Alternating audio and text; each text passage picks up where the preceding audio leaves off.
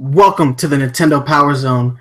Guys, welcome to the first episode of a brand new spin-off podcast called Nintendo Switch It Up. This is where we're going to bring you the best Nintendo Switch related news topics. As always, I'm your host, Nice1983. And I'm your co-host, Mario Afterparty. And guys, last night was Nintendo's highly anticipated Switch presentation. Tonight, we're going to break it down. We've had 24 hours to sit on it and digest it. We've got our thoughts together. What we're going to do now is we're going to break it all down. Let's start with the console itself, man. Let's just dive right in and start with the console itself because it's just an amazing thing. So, the first thing they wanted us to know was that there are 3 ways to play the console. You can play it at home, play anywhere, and play together. When they say play at home, they're talking about the docked format. So you basically take the tablet, dock it, and you just play off of your TV. Very similar to the standard console experience. So it's like nothing is new there. You know how to play it. Although you take your Joy-Cons and you stick them in the grip, or you buy that Pro controller, which, by the way, that Pro controller is very sick. Then you have your Play Anywhere function, which is basically take the tablet out of the dock, add your Joy-Cons to the side, and you play it like you would a DS. I mean, and that I honestly think that's going to be my priority way of playing, just because I do most of my Nintendo gaming handheld. It's only with the Wii U that I've transitioned to playing a lot more of the console Nintendo games like full-time. But it's going to be awesome to know that I can take Splatoon on the go with me. So that's neat. And then you have your play together, which they call this their tabletop mode. So essentially, you take this, the tablet off the dock, flip the kickstand back, take your Joy-Cons, hand one to your friend, and you take the other one, and you just play 2-player games together. And they call that sharing the joy. Get it? Sharing the joy? Because they're called Joy-Cons. So they just wanted you to know right off the bat that there were multiple ways to play with the Nintendo Switch. And to be honest, I love all of that. I mean, we kind of got all that from that trailer that they showed back in October, but it was definitely nice to see it all and know how it's really all going to work. And man, I'm excited. Any particular way that you're going to play this? The majority of how are you going to play this mostly, man?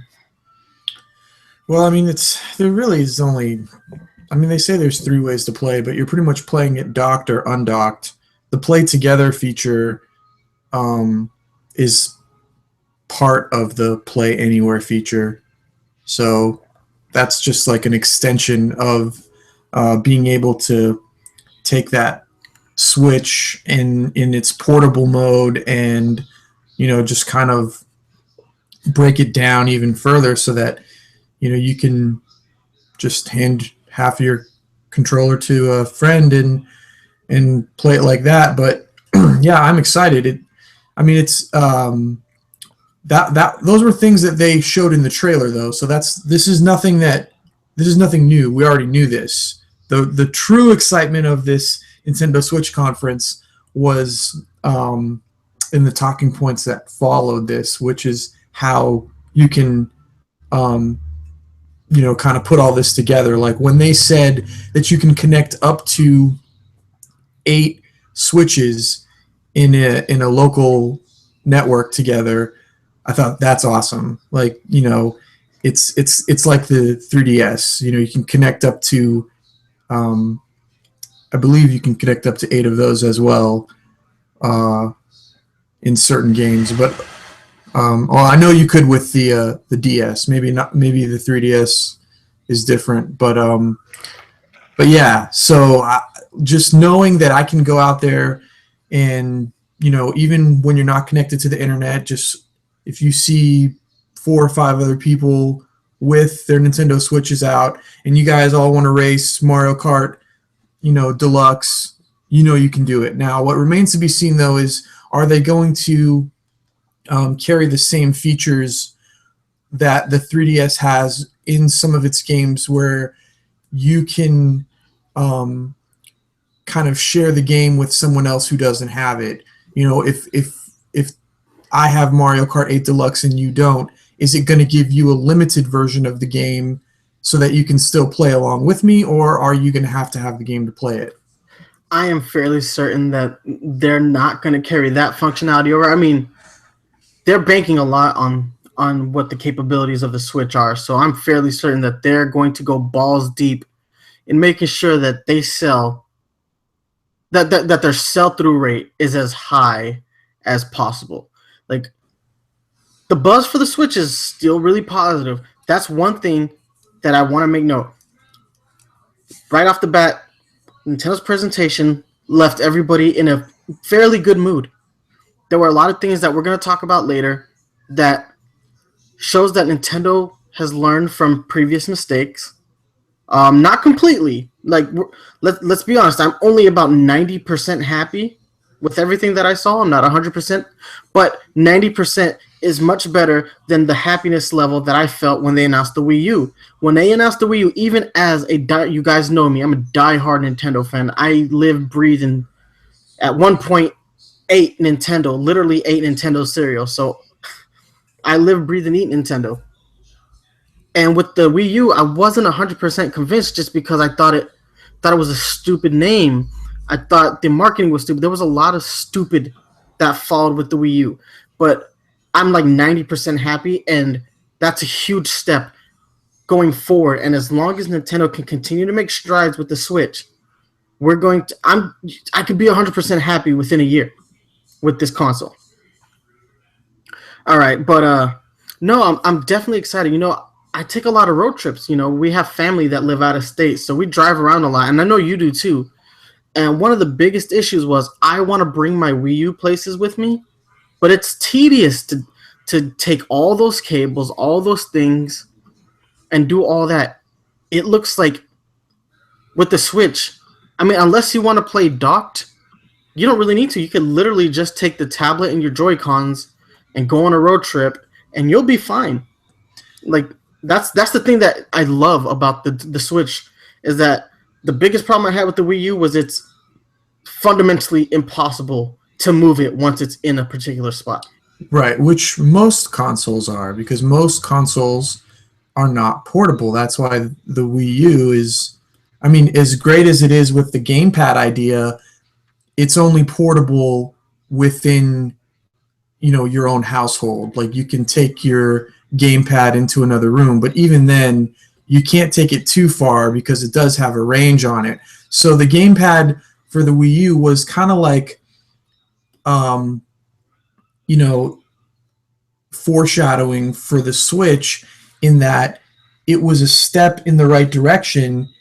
And in hindsight, you can see Nintendo was always going in this direction. But for those of you who have PS Vitas or 3DSs, you know how enjoyable portable gaming is, because portable gaming consoles or handhelds offer something different from mobile gaming. They offer something a little bit more, I would say, it's a little bit deeper than the experience that you can get on a mobile game. And even though there are some great mobile games, that have emerged over the last few years, which are starting to turn mobile gaming into a credible gaming market, handheld gaming still provides those really in-depth, very high quality,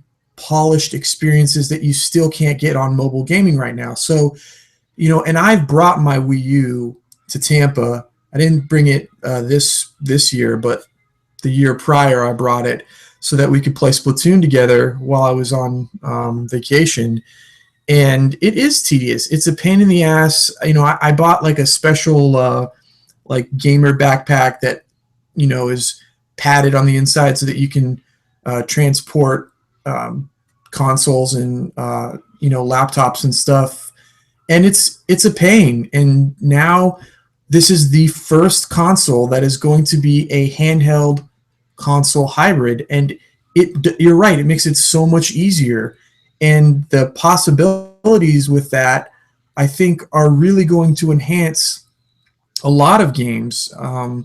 Just looking at, even though Mario Kart 8 wasn't shown in the presentation, the Mario Kart video is on Nintendo's YouTube page for those of you who haven't seen it yet. And I'm just thinking, like, God, how easy it's going to be just, to play Mario Kart on a road trip. Like if you're, in the car with your friends and, you're not driving and you can just sit back and relax, you can still have that great console experience in the car. I mean, it's amazing. I 100% agree with you. But in retrospect, it makes me feel like the Wii U was a stopgap system. Basically, we need to put something out until we actually have the right idea, because our current console, which at that time was the Wii, was so outdated when you compared it to the PS3 and the Xbox 360, and when you knew that the PS4 and the Xbox One were on the horizon, it made the Wii look like basically a child's toy. And Nintendo needed like just some hardware. And that's what it looks like the Wii ended up being. It's like it's just a piece of hardware to fill the gap until the actual idea that they have is ready.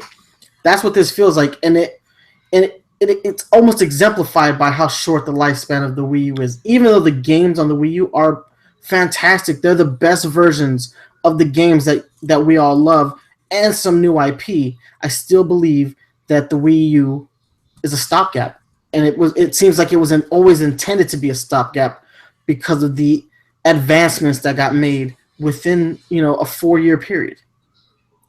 Yeah, that's true. Although I think that I like how they started the presentation off by going into the history of all their consoles and kind of show it. It kind of was like them doing a little self-promoting, like, we've always been innovative, and you can see why.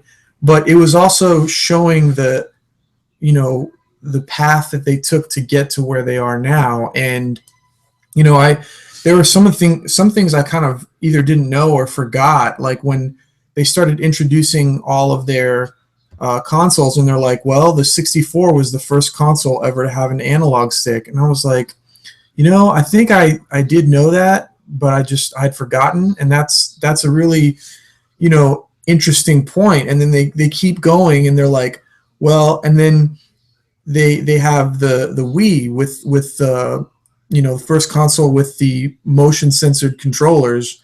And I'm like, yeah, that's the Switch is using that technology from the Wii, and they're just refining it and making it a little bit more precise to use, so that you can use both controllers in, like, the game that they showed, Arms, which actually looks really fun. And so they have all these, they're taking the best aspects of, like, every generation. And then when you get to the Wii U, like you said, it's like kind of like that that stopgap in a way, where they're taking that best aspect of it, of trying to make it portable, like with the gamepad and the touchscreen gamepad, and they're taking that, because it has a touchscreen on On the tablet.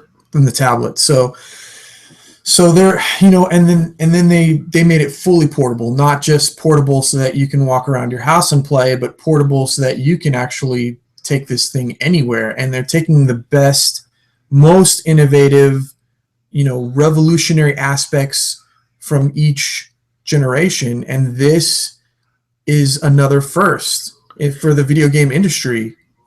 And they said as much. They literally said those exact words, like, we have taken the best parts and put it all here in the Switch.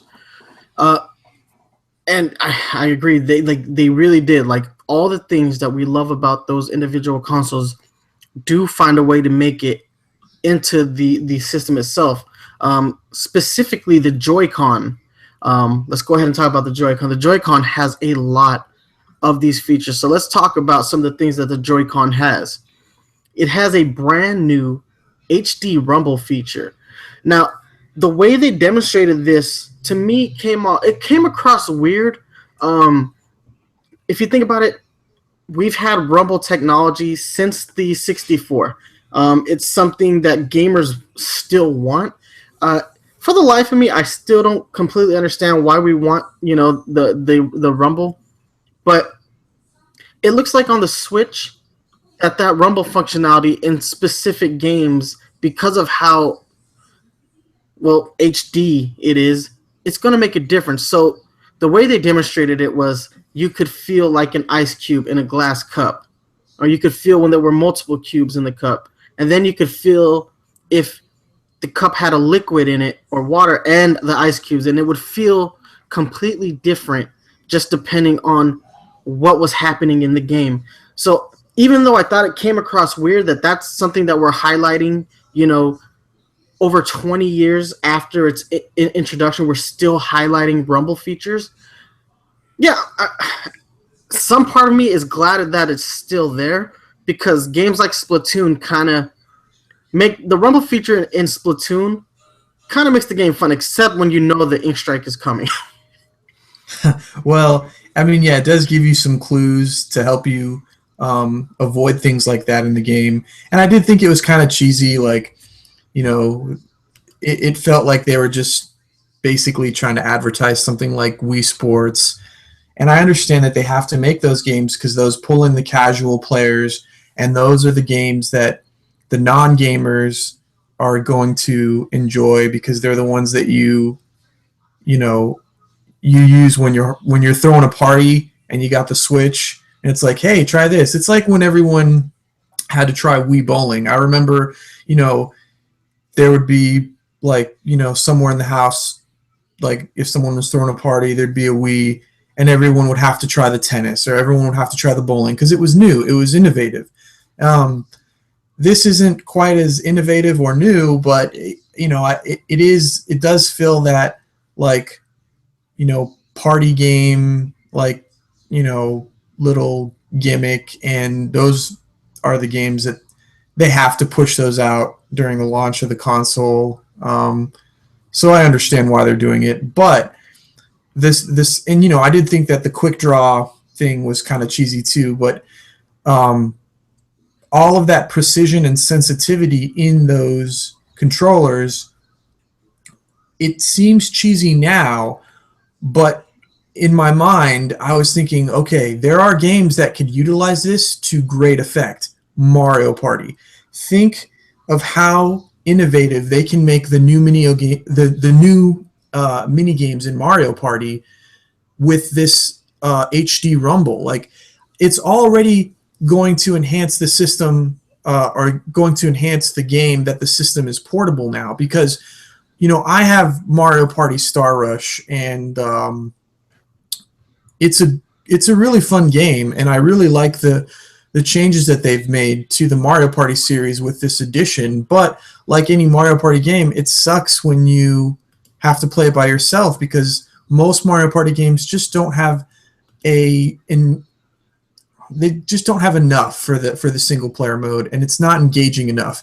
And the competitive aspect between you and your friends, and getting to screw over your friends and steal stars from them and all this, that's the fun part of Mario Party. And that's kind of been the most difficult part of having that franchise on a console, because really you've got to be with other people to enjoy it. So now that is going to be on a portable console, I know that like it's gonna help the Mario Party series a lot too, because now just like you can with the 3DS, you can take it to someone else's house and connect with everyone else's Switch. And I think in that situation you will see more uses for the HD Rumble that will, I think, people will appreciate it more. But I don't think those games have come out yet, because the games that are going to be using the HD Rumble are just showcasing, I think, the basic features. They're not going to be truly innovative It's just the party games.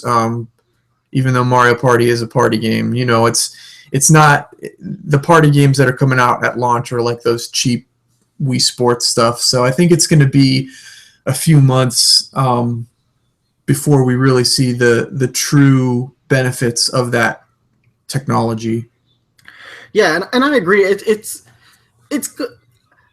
What we're waiting for is a very innovative third-party developer, or for one of Nintendo's hardcore first-party,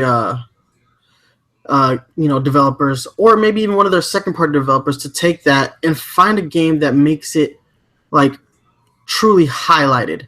That being said, it is very neat. I still find it a little odd that it's the choice that they went with. That's how they wanted to show this off. So it's not a big deal, but I still think that they did an excellent job of portraying the functionality. But that being said, let's move on to the next thing that they showed off in this on the Joy-Cons.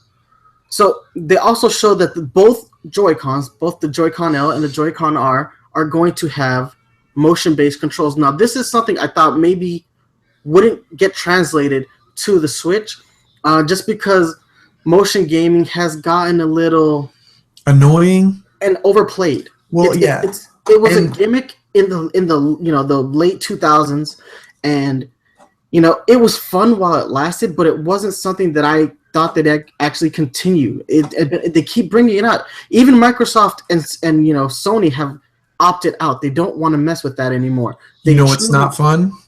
A sensor bar. That's not fun, and we don't have that anymore. So thank God they found a way to do motion controls without you having to glue a stupid sensor bar that in 2 months' time is just going to fall off everything you put it on. Like, we got rid of the sensor bar, but we kept the motion controls. So that was at least a good thing. But I agree with you. It was motion controls have become a gimmick, and they're outplayed. But even the 1-2 Switch, we can just call a spade a spade. It's basically Wii Sports Switch edition.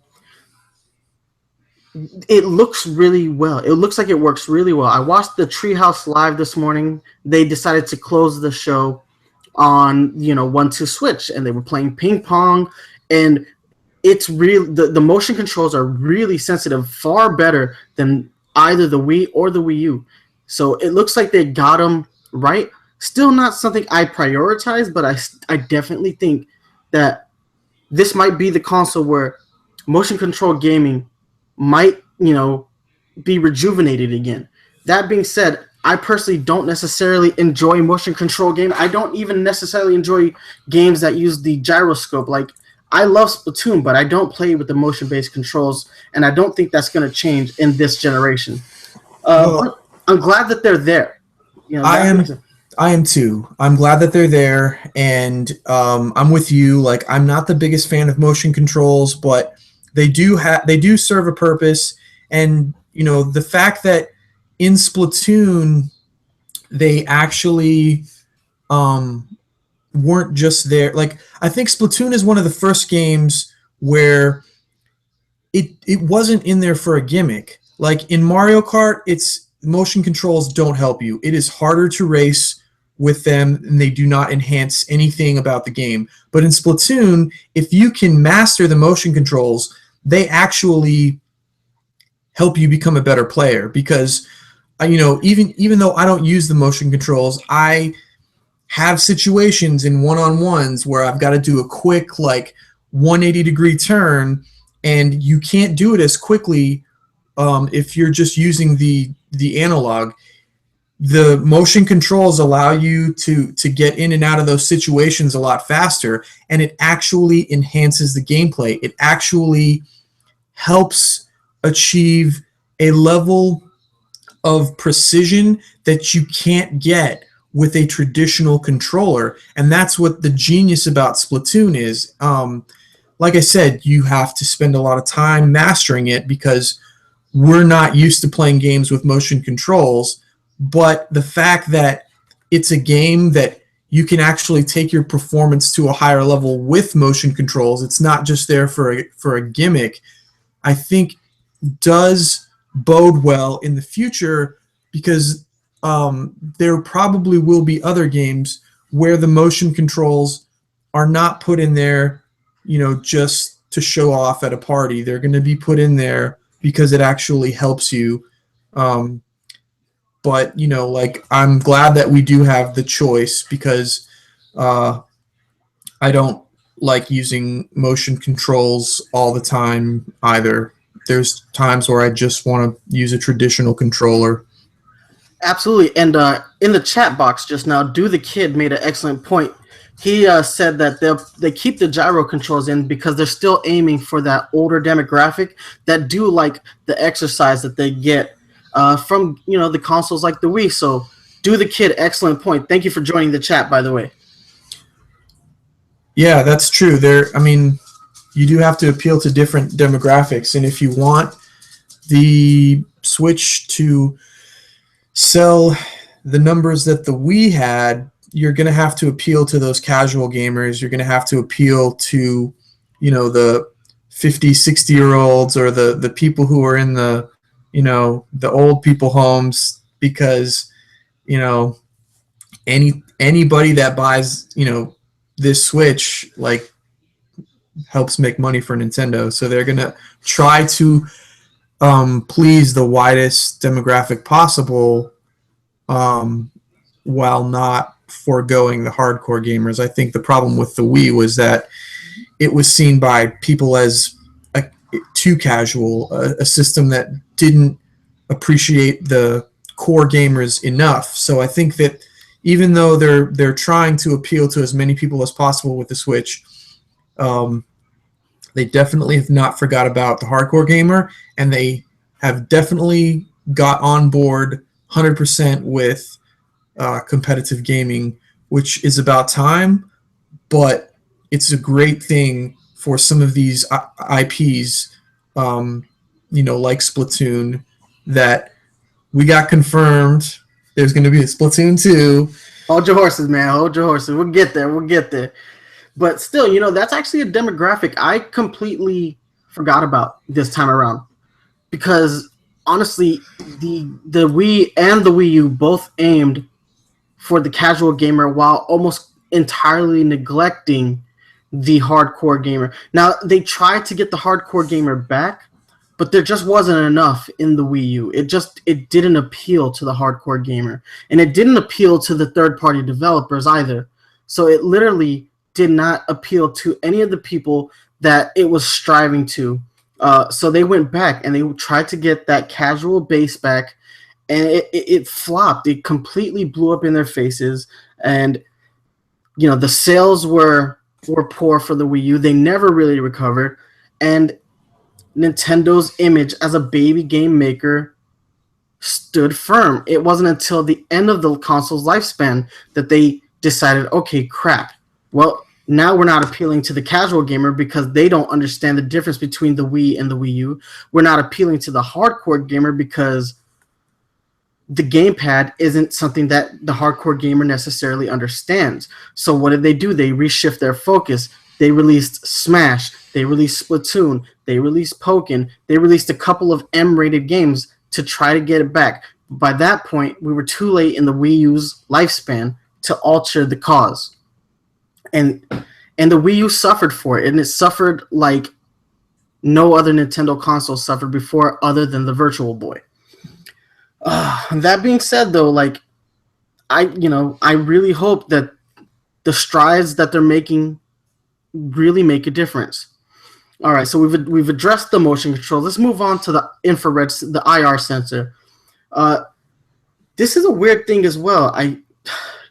The way that they showcased this was like it can gauge the distance between the Joy-Con and whatever object is in front of it. So imagine that this hand is the Joy-Con and this hand right here is whatever object. It can determine how far away that object is, and it's sensitive enough to tell the difference between rock, paper, and scissors. So I don't know what kind of applications that's going to be used for. I know that they did say that 1-2 switch would have functionality with the IR sensor, but I don't think they did enough or said enough about it to truly justify why we should care about it. Well, maybe in some, you know, there are some third-party developers that might find some uses for that. Like maybe there will be like a Naruto game where you have to do like the ninjutsu symbols to get the, you know, the right ninjutsu going, because you know how they have all those, like, you know, this. I mean, they call them, like, you know, like rat, dog, chicken. They have like symbols that they do with their hands in the show for that. I don't know. Maybe they could make a game where you've got to do stuff like that, which would be pretty crazy. Or like a Pokemon game where you have to do the Z crystal pose for everything. That probably would be annoying, but I'm sure someone can think of a good reason to use that technology. Right now it just exists, and Nintendo is just trying to come up with the most basic. It's like I said with the HD Rumble. They're just coming out with the most basic functions that it can do. The more advanced and truly innovative functions will come later. Right now, it's rock, paper, scissors. Right now, it's, you know, ice cubes in the damn controller. Great. You know, but that's not what it's going to be best at. It just hasn't been figured out yet. They created the technology, and eventually someone will find a way to take advantage of it the right way.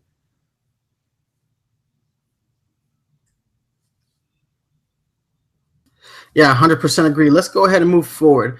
This is something that I desperately wanted to come back. It was important to me that this feature came back. It's one of my favorite features on the Wii U, and that's the NFC reader is back. It's on the Joy-Con, or it's actually right under the analog stick. And basically what this means is Amiibo support is in fact there. They kind of hinted at it in the trailer that was released back in October, but they didn't outright confirm it. But they did show it. It is going to be there, and I'm pleased about that because I love my Amiibo collection. I always have, and I want it to be, you know, I want it to be something that Nintendo continues to strive for, because ultimately Amiibo are still a little cash cow. And secondly, it is the only way that we're going to have high quality Nintendo figures at a relatively low price. And because I get real sick of paying the import prices for certain things, and Amiibo kind of scratched that itch for me. That being said, the Joy-Cons do have their own version of the Nintendo condoms or straps. They seem less invasive this time, but they're there. But guys, moving on, because there's one feature on the Joy-Con that is so important that I said if the Nintendo Switch does not have this feature, hardcore gamers won't give a fuck. They just won't. It's something that I have wanted. I got a PS4 for Christmas this year from my fiance. And one of the things that is so intriguing to me about the PS4, and the thing I kind of like the most, is I have the ability to capture images and stream content. So guys, if you watch the channel throughout the Christmas break, I streamed Uncharted 4 and I streamed The Last of Us HD. And I really enjoyed streaming. I was like, why is this not on the Wii U? Why is streaming not a priority for Nintendo? People love to play games. People love to share games. That's like the basis of video games, is sharing. And, you know, being able to capture footage from a gameplay, that's still sharing the game experience.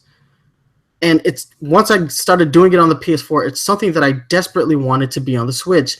And nobody said anything about it until last night. They did confirm that we are going to have limited capture functionality at launch, just with images right now, but that it would advance to be able to capture gameplay. And Yes. that's important. I'm super excited about that. I like I said, the Switch needs this to really appeal to the hardcore gamers, and they listened. Yeah, they made it a priority. They actually gave us a specific button that does only that, the capture button. So you have a capture button on your controller. Right now I can only take pictures, but they're going to introduce video in the coming months of the Switch launch. So eventually you're going to be able to capture video, and it's going to be able to do all of the great things that an Xbox One or a PS4 can do. It's so important. I agree with you. People love to share their video game experiences, and we definitely needed this. So, especially the fact that there's a capture button, like that's a great thing. Yeah, you know, I'm excited about it. I can't wait to do it. It's like I really want to know what level of integration it's gonna have though.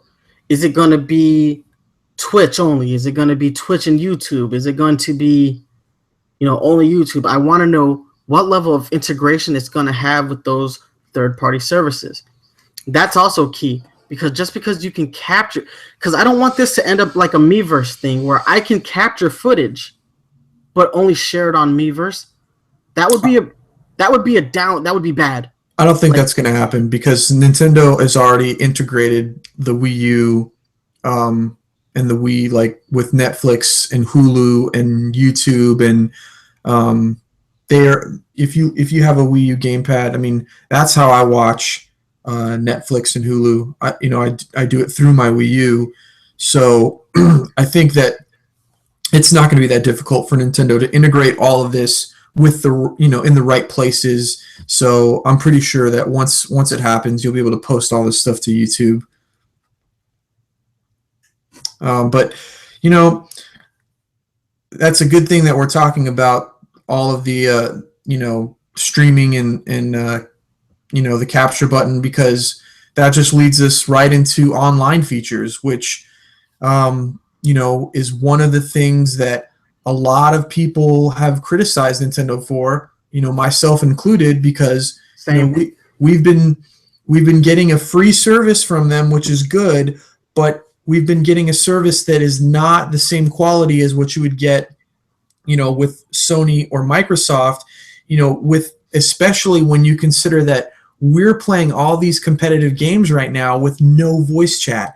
And so people are forced to go outside of Nintendo and using apps like Discord just so that you can have a Splatoon match. And well, yeah, but when we had the tournament on Battlefield, you had to use Discord. So that's a really big deal. But they come out with that, and then they say that, actually, if you want to use our online services, you're going to have to use a mobile app, and that is where the voice communication is going to be. So at the end of the day, you're still going to have to use your phone to do the voice communication, because it's not like you were telling me that there's not a microphone built into the Switch. Yeah, it's not integrated. Voice communication functions are not integrated into the Switch. Here's the thing, like Nintendo wanted to have its cake and eat it too when it came to things like online services and voice chat. Nintendo has never been a proponent of voice chat. To my knowledge, there is only one game made by Nintendo that actually has a voice chat function, and you can't use that server anymore, and that game is Pokemon Diamond and Pearl.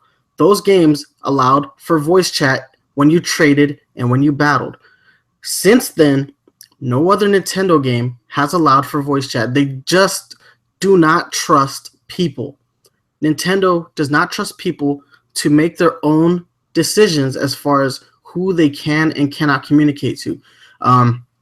Now, I understand why. The flip side is that little kids are getting molested by adults. Well, yeah, that's true. But I don't think that that's the main issue, because that's really rare. I think the main issue is that if you go online, you're going to meet trolls. Like when you go online, being put in a situation that could be dangerous for yourself is very rare.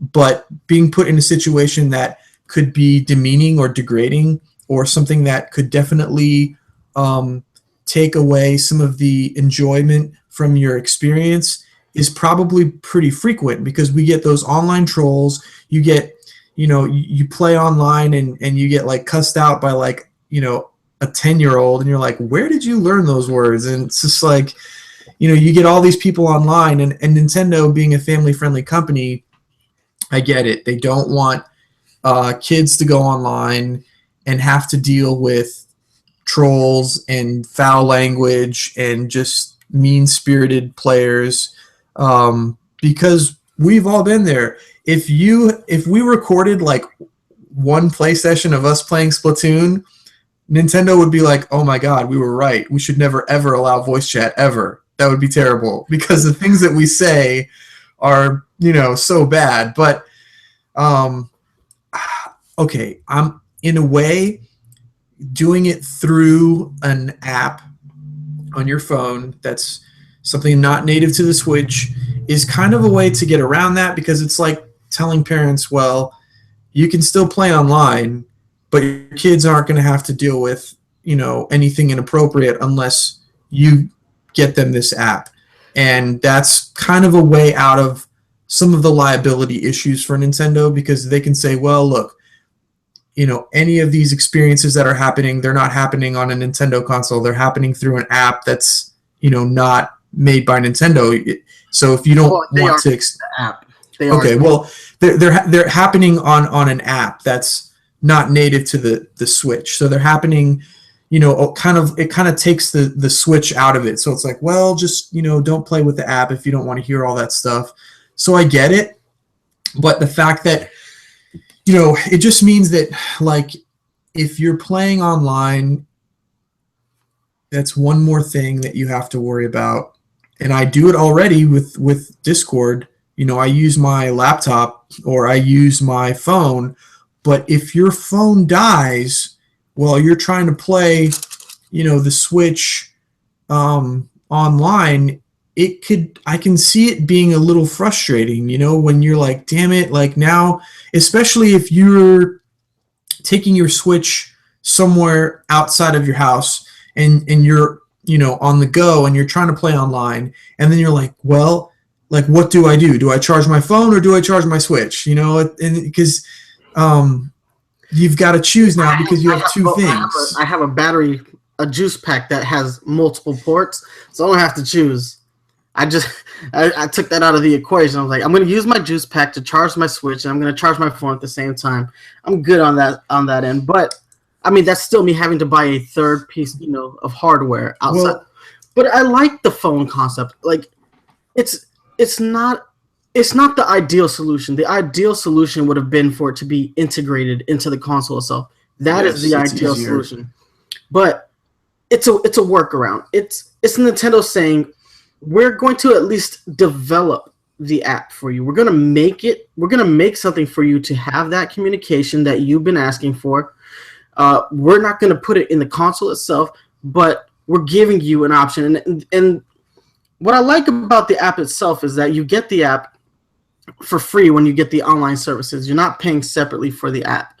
But you will be able to, with this app, is instantly communicate to people and let them know, hey, I'm going to be online. You want to play.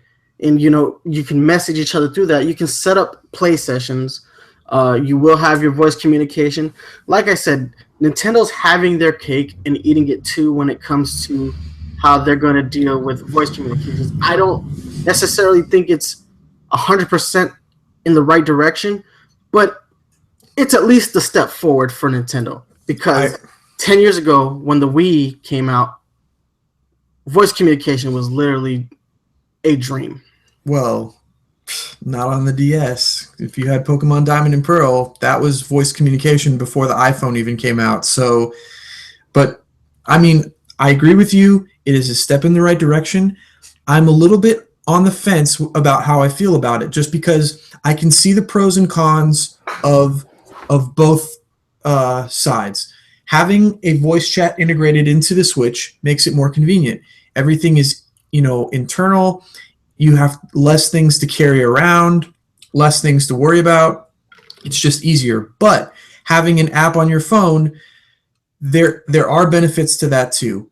Like you said, you can invite friends to play online. You can set gaming appointments. You can do all this stuff on your app. So when you're going around and let's say you're at work or you're just, out shopping and you don't have your Switch with you, you can kind of still access it using your phone. because you always have your phone with you. So now, one thing that we did have a little bit of a discussion earlier, before the show started, was that a lot of kids will probably not be able to benefit from it because, you know, most kids don't start getting their first smartphone until they're about 12 years old.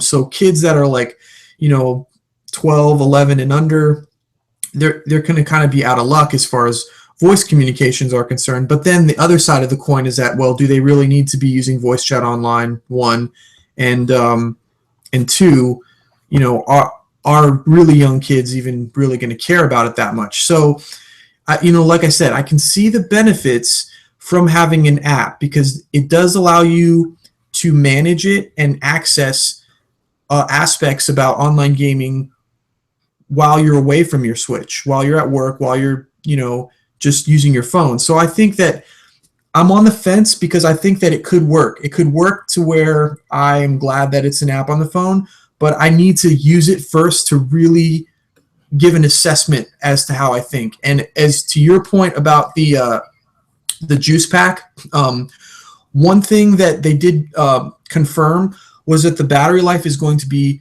between 2.5 to 6.5 hours, depending on the game. But and they didn't say this, but it's also going to be depending on whether you're using Wi-Fi or not. Because if you're playing online, it's going to decrease the battery life as well. But they also said the Switch can play while it's charging, and that you're going to be able to, using a special USB cord, charge it into, you know, a regular juice pack, which is great. However, because the Switch is obviously going to take more juice than your phone, like having those sticks that, you know, people carry around that charge their phone once, that's not going to work for the Switch. That's going to hold a charge maybe for a little bit, but I have a feeling you're going to need to, you know, and I don't know what the MAH is for, like, Nintendo hasn't really said like what the desired MAH for the juice pack, that it, like the specifications, like, well, you know, we're going to recommend that you use this strength of a juice pack, because I have one that has 2 ports as well, but the juice pack that I have, I believe it's supposed to charge my phone like 4.5 or 5 times, which is good. And I, you know, I hope that would, something like that would be powerful enough for me to charge my Switch with, you know, once, maybe twice. But it remains to be seen, the power we're going to need for those juice packs, and 2, the juice pack industry, if you haven't bought stocks in it yet, just do it now, because it ain't going away anytime soon. Pokemon Go and the Nintendo Switch and all this portable gaming, juice packs are here to stay. You know, there is another app that Nintendo did say that they were going to release. It's a parental control app. This kind of goes hand in hand with the voice control app. This app allows parents to monitor what their kids are playing. So they can set play times. So if the kid is only supposed to play for an hour a day, then you can actually set it so that it only plays for an hour a day. And if they decide they want to exceed that limit, the parent actually has the power from their mobile device to actually put the Switch into sleep mode and end that child's play. Really?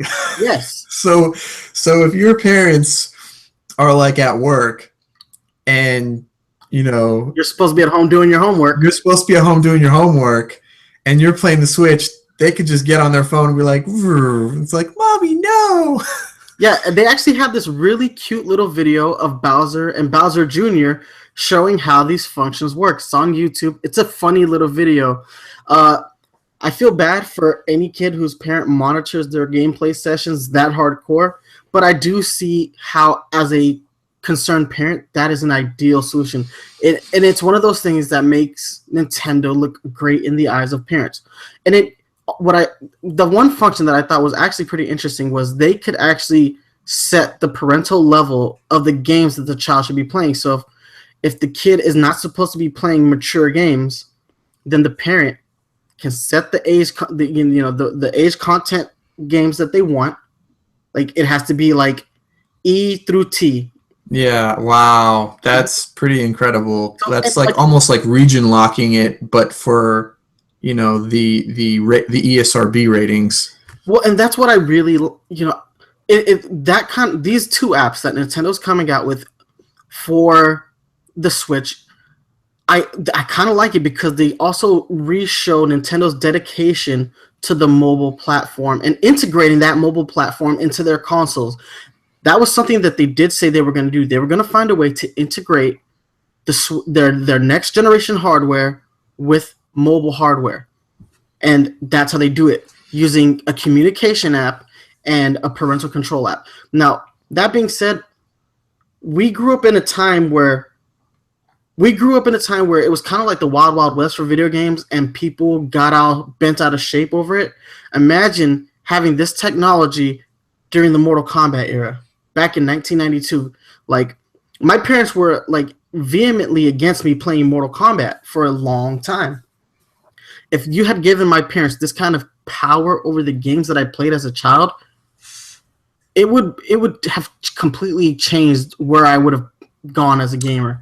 It would have changed the way I played video games, because it's like big brother's watching. It's true. Yeah, mommy and daddy are going to shut your Switch down, but and I remember back in those days, like I remember when the ESRB ratings first started to come out, and even the retailers weren't really sure how to go about like dealing with it. So, because I remember I used to go and buy mature games when I was like 13 or 14. I would go to Target, I would get, pick up some games, and they would let me buy it, even though that I was underage, because at that time, enforcing ESRB ratings, there still was a lot of confusion around it, and people weren't really sure, like, well, I know it says like NC-17, but or MA mature, but are kids still allowed to buy it? And a lot of times, they let me buy it. I think there was one time where, I don't know, I was like maybe 14 or 15, and someone was like, "Are you 17?" And I was like, "No." And they're like, "Well, do your parents let you play these games?" I'm like, "Yeah, man, I'm in high school."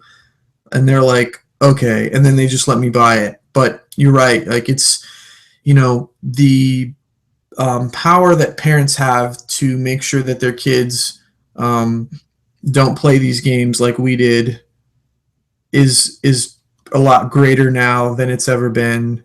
So that is kind of a reassurance to parents, that if you buy a Nintendo Switch, you're still going to be able to make sure that your kids don't play those kind of games. But those are at the end of the day, they're not going to be the most. Whether those features are there or not, are not going to affect the success of the Switch. There's a lot of other things that we've got to get into to. I agree, but you're right. But I'm glad that they're there.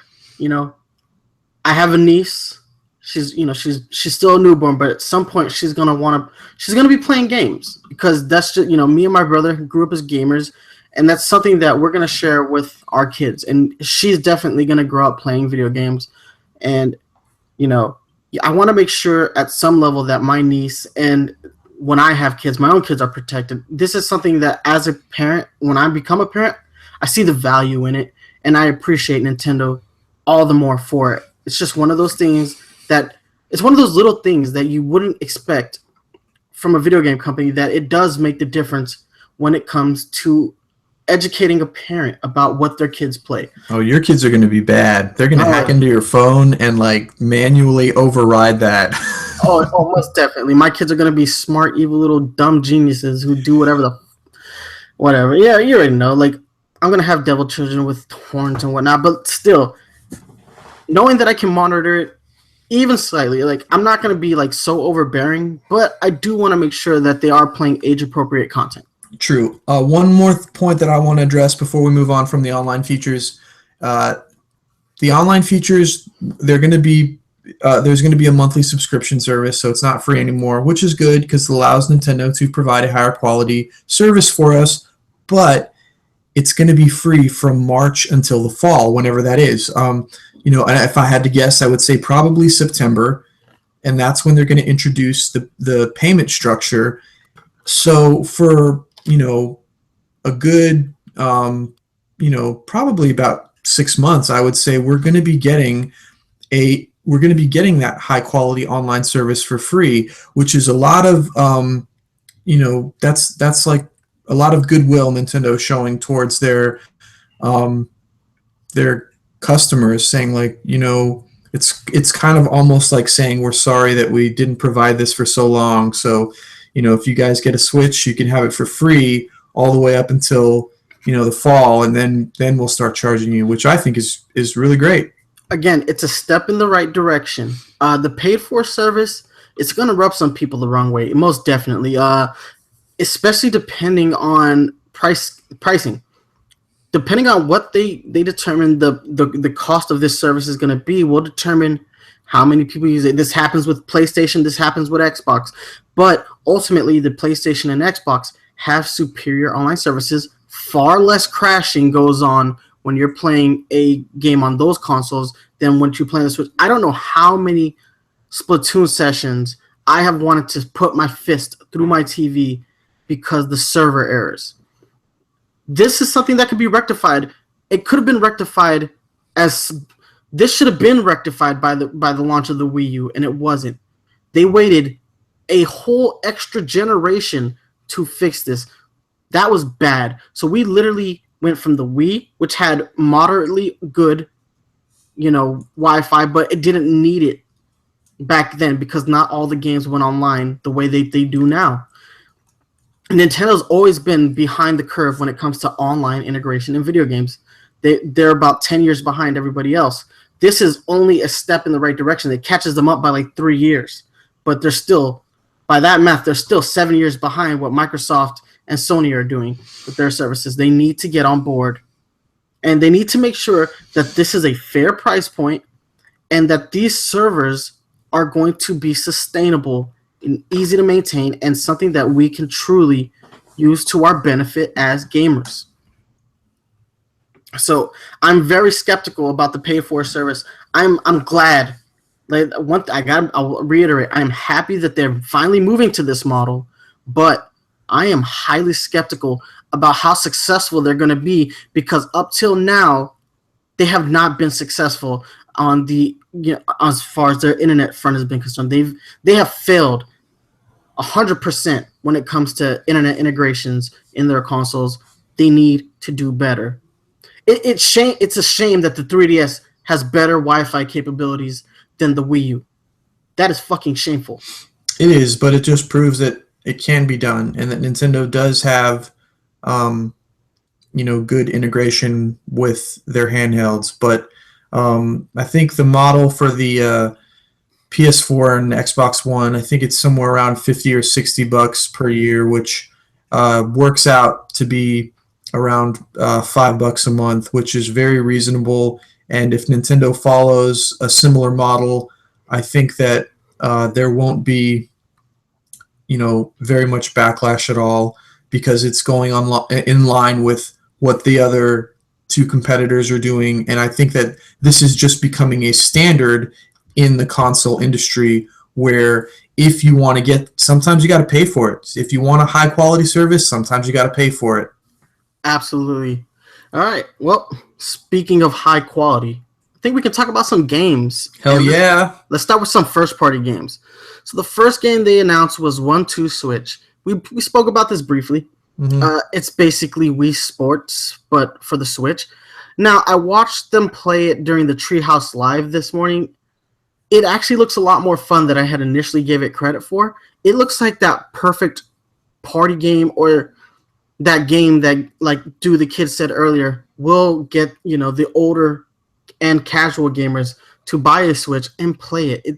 It's one of those games. Now, let's not devalue what Wii Sports did for the Wii. It was the perfect tool to showcase the functionality of the Wii. If this is done with the same care that Wii Sports was, this could actually be a really good game. This could really help move units. But it's always alarming to me when Nintendo says we're going to, put a focus on the hardcore gamers, and then the first game they show us is smacking casual fans right in the face with Play Me. It's I like they understand haven't why they learned. do it though. I get it. It's that icebreaker party game. It's the game that, like you said, helps move consoles, and it just helps open that market just a little bit because, I think that's why they put it first because everything that came after it was much more important. Agreed. All right, so moving on, they showed a game that is really interesting to me, and it's interesting to me in the way that Splatoon was interesting to me a couple years ago. It's a quirky new IP. First off, how many times in the last 3 years has Nintendo came out with a new IP? We have three. We have Pokken Tournament, we have Splatoon, and now we have Arms. Arms is a boxing game in which you have these springy arms that reach across the screen. At first, I thought I was looking at like Punch Out, like 2035 or something. You know what? It reminds me of those arcade games where you had to grip the handles in the boxing games, and I remember those. you would swing, both of the little, arms back and forth, and I remember those games in the arcades. Those were fun, and this game looks really fun too. And like we're not the biggest supporters of motion controls, but especially with the improved sensitivity and precision that the new motion controls for the Switch are going to give you, it did look like Arms could make good use of that, and I thought that game looked really fun. Yeah, I thought it looked like a lot of fun, and it kind of, because of it's a combat based game. Just depending on how much Nintendo wants to push it, it could be a new fighter in their competitive gaming scene. And to add to that point, they did say that you don't have to use motion controls. You can use traditional controls with the Joy-Con grip or the Pro controller. So it can be played as a traditional fighter. That's probably how I'm going to play it, unless I'm playing, at home with my fiance, and I could see us both wanting to play that game like a boxing game. But it looks like watching the gameplay for it today, it looks like there's a good amount of strategy behind it, like any fighting game. It uses the rock, paper, scissors mechanic of blocking beat strikes, grabs beat blocks, and strikes beat grabs. It has the traditional rock, paper, scissors mechanic that all good fighting games are supposed to have to make them balance. So in that sense, I'm like, looks like they're capturing the essence of all hardcore fighting games, and they're doing it in that quirky Nintendo way. If they push it properly, we could probably see a game like this at EVO. Maybe not right away, but there's always potential. That would be interesting to see a game at EVO that uses motion controls, and this is one of those games that I feel motion controls is not just an add-on. I feel like it actually would enhance your gameplay, and I think just like in Splatoon, how the majority of the top players use motion controls, I think if you want to be good at Arms, you're probably going to have to use motion controls. I'm really interested in it, but we see games like this all the time where it has a lot of promise, it looks flashy, it looks great, and then it comes out and the reviews aren't that great. Mechanically, it just doesn't work. So I don't want to get too excited about Arms because I want to wait for it to come out and see the reviews, get a chance to play it for myself. But you're right, it looks like something that could be featured at EVO. I think that would make history probably as the first EVO game that people are using motion controls to fight with. But I'm very interested in this title, man. It's quirky in the way that Splatoon was quirky. The potential is huge for this title. Whether it will fulfill it remains to be seen. But this title, it's either going to blow up and be huge, or it's just going to be a blip like 1-2 Switch. It's going to be interesting to see what happens. Well, the design of the game is amazing. It looks slick. It's so polished. Yeah, it's flashy and it's slick, and I those characters, it makes me feel like kind of like Street Fighter, 100%. I totally get those Street Fighter vibes from this game. Not only that, but it has the polish that you expect of a good first-party Nintendo game. I would like to know which team is working on this game, because it looks like there's a lot of care in the development of this game, like more so than other titles. I have my fingers crossed. I took it when Splatoon got announced. I was on board with Splatoon the moment I saw it. It looked fun. I'm calling ARMS a must-have game for the Switch. Right now, I'm gonna place my bets on this game being another killer first-party IP for the Switch. Moving on, I don't know if I want to talk about this game yet because the hype that we have for this game it's really, really high. So let's just go ahead and save it for the last thing we talk about. Let's talk about Super Mario Odyssey instead. When I saw the trailer for this game, I almost cried. I am a huge fan of 3D Mario. Huge fan. 64 being my least favorite and Galaxy being my favorite. But Super Mario Odyssey it looks so amazing. Graphically, it looks so good. The character model for Mario has never looked better. He had individual strands of hair. You could see the stitching in his overalls and like the denim style in his jeans, the jean part of his overall. He looked great. The gameplay looked phenomenal. I did get a little bit of the Sonic Adventure vibe when I saw Mario running around the city, interacting with normal, humans, which shows you how like disproportionate Mario actually is to like a normal human being. But it just looks so good, and it looks like they took elements from all the 3D Mario games and figured out how to blend them into, Super Mario Odyssey. It looked really cool. I love the graphics. I love the design. The characters really pop in a way that they've never popped before. Like, I almost cried. I was literally on the verge of like tears of joy because it's like Mario is a gaming icon. He is the most important gaming icon. If it weren't for Mario, we wouldn't have video games in any genre like we do now. It shows how important Mario actually is to Nintendo when you see a game like Breath of the Wild and you see how spectacular that game looks, and then you see Mario Odyssey and you realize that Mario Odyssey looks better.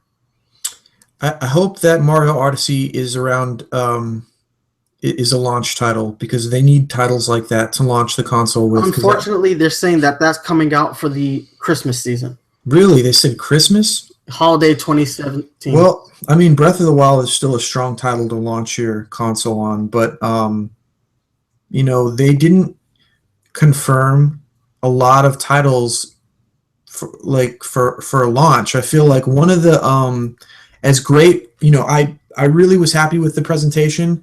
Like you, there weren't very many things that I was not satisfied with, but one of the things that I kind of wish they had given us was more official dates or at least official launch titles. That way I could know, like, okay, this game is definitely going to be here at launch. Because now they gave us windows. They gave us windows. Yeah, they gave us one launch game. Even though there's going to be a lot of launch games, I'm pretty sure ARMS is going to be a launch game. I mean, 1-2 Switch it's got to be a launch game. Breath of the Wild. I honestly think 1-2 Switch is going to be a pack-in game. I don't think they're going to charge for 1-2 Switch. If they charge for 1-2 Switch, I would be shocked. Because you're probably right. It's probably a pack-in game. ARMS is probably going to be a launch game. Breath of the Wild is probably going to be a launch game. But other than that, is Mario Kart 8 Deluxe going to be a launch game? Did they say anything about that? I think they said it's coming out. It's coming out April 28th. They did give an official date. April 28th would be Mario Kart 8. So let's just go ahead and talk about Mario Kart 8 because we just don't know enough about Mario Odyssey to talk about it too much. I just want to reiterate that game, it's going to be the best Mario game ever. It just looks like it, hands down. It looks like it's going to blow everything out of the water. So moving on, Mario Kart 8. I'm a little torn about Mario Kart 8 Deluxe. While I'm excited to go, first off, Mario Kart 8 is one of the best games on the Wii U. It is one of the strongest. It is the best Mario Kart game. First off, there isn't a better Mario Kart game, and it was always a strong title. It got buried on the Wii U, and it has the highest sell through rate of any Wii U title. It has the biggest attach rate. Uh, they they sold something around 15 to 17 million Wii U's. Mario Kart 8 got attached to more than 50% of that. That is the highest attach rate of any game on the Wii U. And yet it still got buried on that console. And it's one of those games that didn't deserve the Wii U. The Wii U didn't deserve that game because the Wii U just wasn't a good enough console for a game that good. Now, that being said, Mario Kart 8 has flaws. Like, it didn't have a battle mode. It had a horrible battle mode that couldn't even be called a battle mode. But it's still a solid Mario Kart. It was, like I said, it is the best Mario Kart game, in my opinion. And seeing it come out on the Switch with all the DLC, basically, so it starts off like a Game of the Year edition, but additional courses. So we're going to have 12 more courses. We're going to have more characters. They're actually changing some fundamental things like dual items, which we didn't have in Mario Kart 8. We're getting new characters. So the Inkling Boy and the Inkling Girl, I am so hyped to see them get integrated into Mario Kart because I just love those avatars. Let's not call them characters. They have a lot of appeal. So it's nice to see them get integrated. And it's nice to see some classic Mario characters get put back in Mario Kart. Dry Bones and King Boo are coming back. That's so nice to see. The stages look great, and the game transitioned really well onto the Switch. That's also important, is that the transition got better. So it's gonna run on when it's docked. It's gonna run at 1080p, 60 frames per second, even in split screen mode. And when you undock it, it's gonna run at 720p, still at 60 frames per second. So that is an actual improvement upon the Wii U version, which when you went split screen or online, dropped down to 30 frames per second. So that is a huge improvement to how the game works mechanically. But it's also an improvement visually as well. Like it really pushed it. And the new characters are always something that you want in Mario Kart game. And the new tracks are also important, and the fact that they finally fixed battle mode, I can't tell you enough how happy I am that they fixed battle mode and added Urchin Underpass as a battle mode stage. Not only that, but they brought back some classic weapons from Super Mario Kart. So the feather is back, the feather that allows Mario to jump higher. That was a great weapon in battle mode. The ghost is back that lets you pass through, items pass through you. I have been missing that weapon since Mario Kart 64. I couldn't believe that it's been that long since that particular weapon has been in this game. This is going to be the definitive version of any Mario Kart game. I agree, and I understand why they chose to make, a deluxe version. Mario Kart 8, with all the changes that they've made to it, essentially it's like a new game. They could have called it Mario Kart 9 and gotten away with it, or like Mario Kart 8.5, but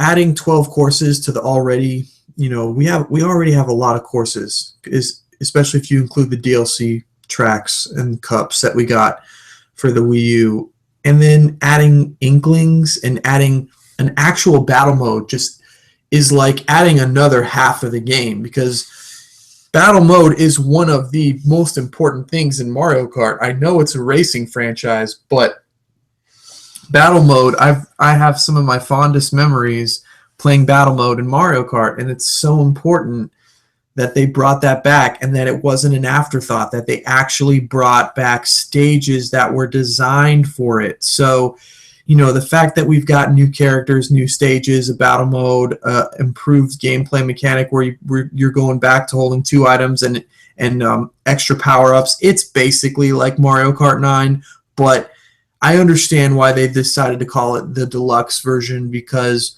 that means you can keep all of the old stages, and you don't have to completely redesign, everything to make a new game. Because if they called it Mario Kart 9, you wouldn't be able to keep all of those stages, and they can do that with the deluxe version. And so it ends up being the best version of Mario Kart that we have ever seen. And so I'm so hyped for it, and I'm really looking forward to Mario Kart 8. Or Mario Kart 8 Deluxe. It's gonna be awesome. Yeah, man. You know what I was thinking about? Remember when Mario Kart Wii came out and we would spend hours just in the battle mode? Yeah, We can do that again. And that's awesome. Um, like you're 100% right. I completely agree that it is probably best that this isn't a separate Mario Kart title. But at the same time, it's one of those things that ah, there's I want franchises to move forward, and when Nintendo is allowed to basically make a what amounts to a Game of the Year version of one of their games, it's one of those things that kind of scares me because it's like you can never say that Nintendo developers are lazy because they're clearly not. They work to make sure that each Nintendo title is perfect, as mechanically perfect as the game could possibly be with the limitations of their hardware. Now, all hardware will have limitations, and Nintendo has a penchant for making sure that their hardware isn't actually up to what we would consider industry standards. So they actually have to work under the limitations that most other companies would have to work under. So Nintendo pigeonholes itself, but they are the best at making sure that their titles work flawlessly. And Mario Kart 8 is again one of those games that runs flawlessly. So I can't really accuse them of laziness, but at the same time, I really wish that this was more of a continuation of the beloved Mario Kart series rather than a deluxe version. yeah. Because the deluxe version, Game of the Year edition, what's the difference? Slightly off topic, but did we get the hardware specs for the Switch? No, we did not. Okay. And it's the story that people are going to talk about. They're actually going to talk about this a lot. Nintendo did not release the specs, and Nintendo is most likely not going to. We're probably going to find out the specs after the system is out and somebody breaks it down. Okay. I mean, the games look great graphically. It's a huge improvement. It's not like going from the Wii to the Wii U. This is definitely a step up. It looks awesome. But yeah, we're probably going to have to wait till launch to get those. I honestly don't even think the games look all that great graphically, even though they do.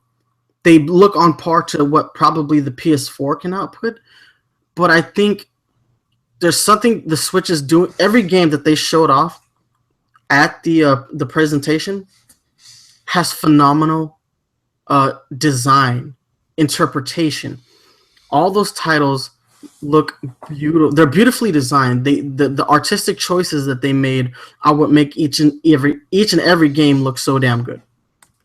Yeah, and like I said, I understand why they decided to make Mario Kart 8 a deluxe version and not just jump up to Mario Kart 9. But with all of the extra features that they added, it's basically like a new game. One game, though, that they did not add a deluxe version for is Splatoon 2. It is a confirmed sequel to one of the games that I have been most obsessed with over the last 2 years. We will be getting it this summer. It looks amazing.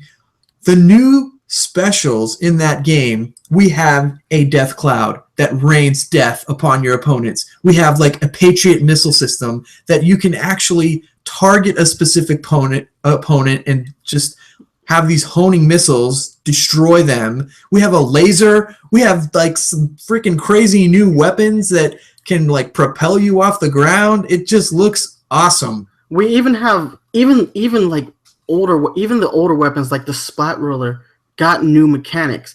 I don't know if you saw this, but I literally freeze framed the trailer.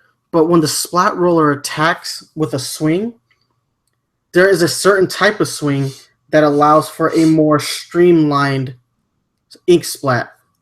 not one that's so widespread like the traditional swinging of the roller, one that goes in a straight line, and it looks like the splat roller has been turned sideways and flung like that instead. Like a sword.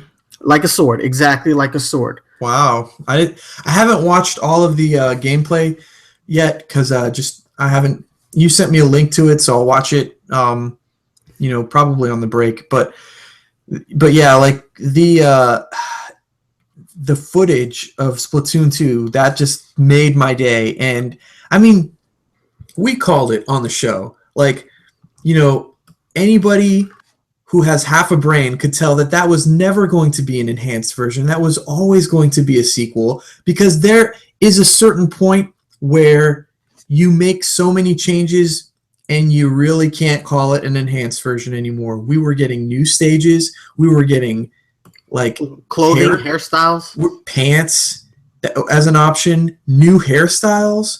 We were getting new weapons. I mean, like at some point, when you're getting new weapons, new specials, new stages, new clothing, new hairstyles, all these improved features, it's Splatoon 2. So, but yeah, we called that one, and that is simply through analysis of what we had and just going through and picking apart the footage that they did give us.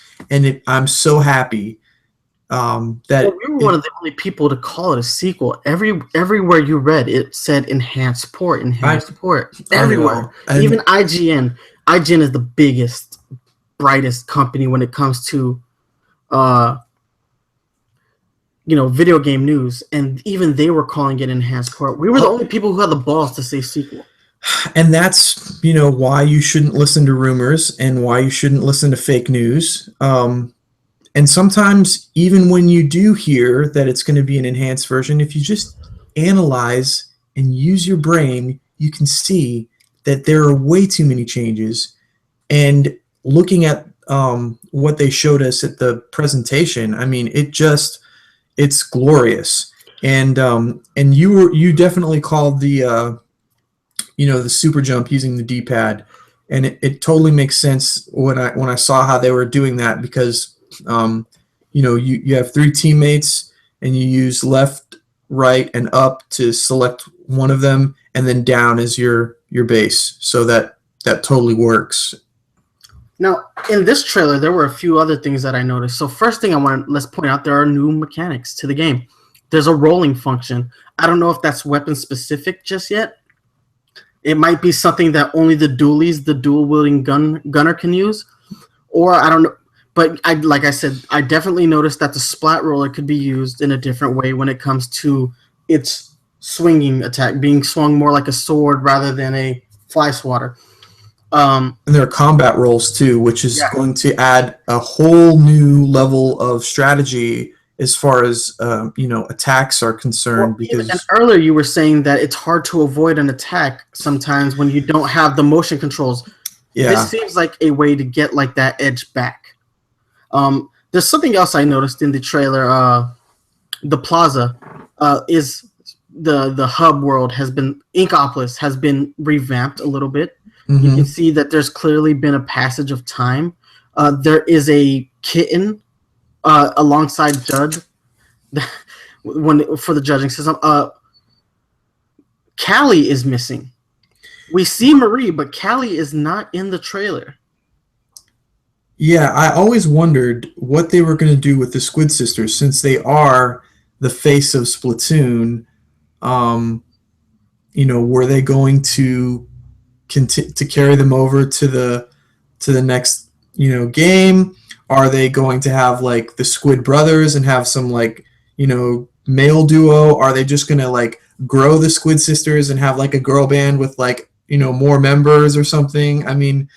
But it's going to be interesting to see what happens with that. Another thing is, I did notice that there is one thing that Splatoon did better than any other video game I've ever played.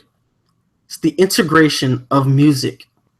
No other game, other than music games, where like you're literally playing the song, integrates music so much into the game. And the song that they played during the trailer which is like a remix version of the Splatoon theme. It really re-solidifies their commitment to having phenomenal music in the game. Uh, there's nice. There's been a lot of there was a lot in that. It wasn't a very long trailer, but if we really sit down and dissect it, there's a lot of stuff that you see there that is just super exciting. I'm excited to see all the new types of gear that come out. I'm excited to play with the hairstyles. I am excited that the Octolings are returning. So hopefully we have a more fleshed out single player this time around.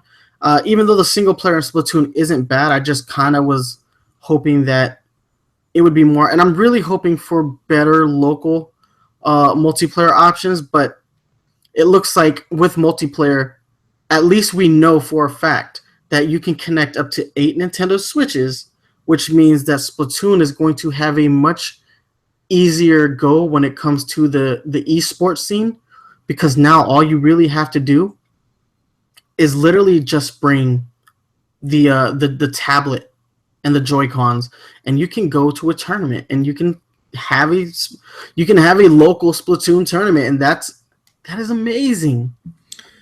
Yes, like I was saying, there's so many games that are going to be enhanced, and like maybe enhanced isn't the right word, but they're going to be more accessible because the Switch is portable, and they're going to really increase people's enjoyment with the game. And one of the hardest things with Splatoon was the tournament scene, just because you really can't. It's very difficult to set up a LAN tournament with Splatoon. Being that it's a 4v4, it's not like Smash, it's not like Pokken where it's one-on-one. I mean, Pokken is easy. You only need one console. Smash is easy. You need one console. Splatoon, you need 8. And so now, just by bringing your Switch, we can actually, instead of having tournaments over Battlefy that are, through the Wi-Fi, we can actually have LAN tournaments in a physical location, so that we can have more regional-based tournaments, more city tournaments, like seeing who's the best, in the city where you live. It's going to be a lot better. And I was so hyped when I saw Splatoon. I didn't think I could get hyped for anything else. But then they showed us Breath of the Wild, and I was like, oh my God. Yeah, Breath of the Wild. What a way to close out the show. The trailer that they showed for Breath of the Wild made all the other trailers look shitty. You know how hard that is, considering how glorious all the other trailers are? This one is great, and it showed off for the first time we're going to have voice acting, like actual speaking roles in a Zelda game.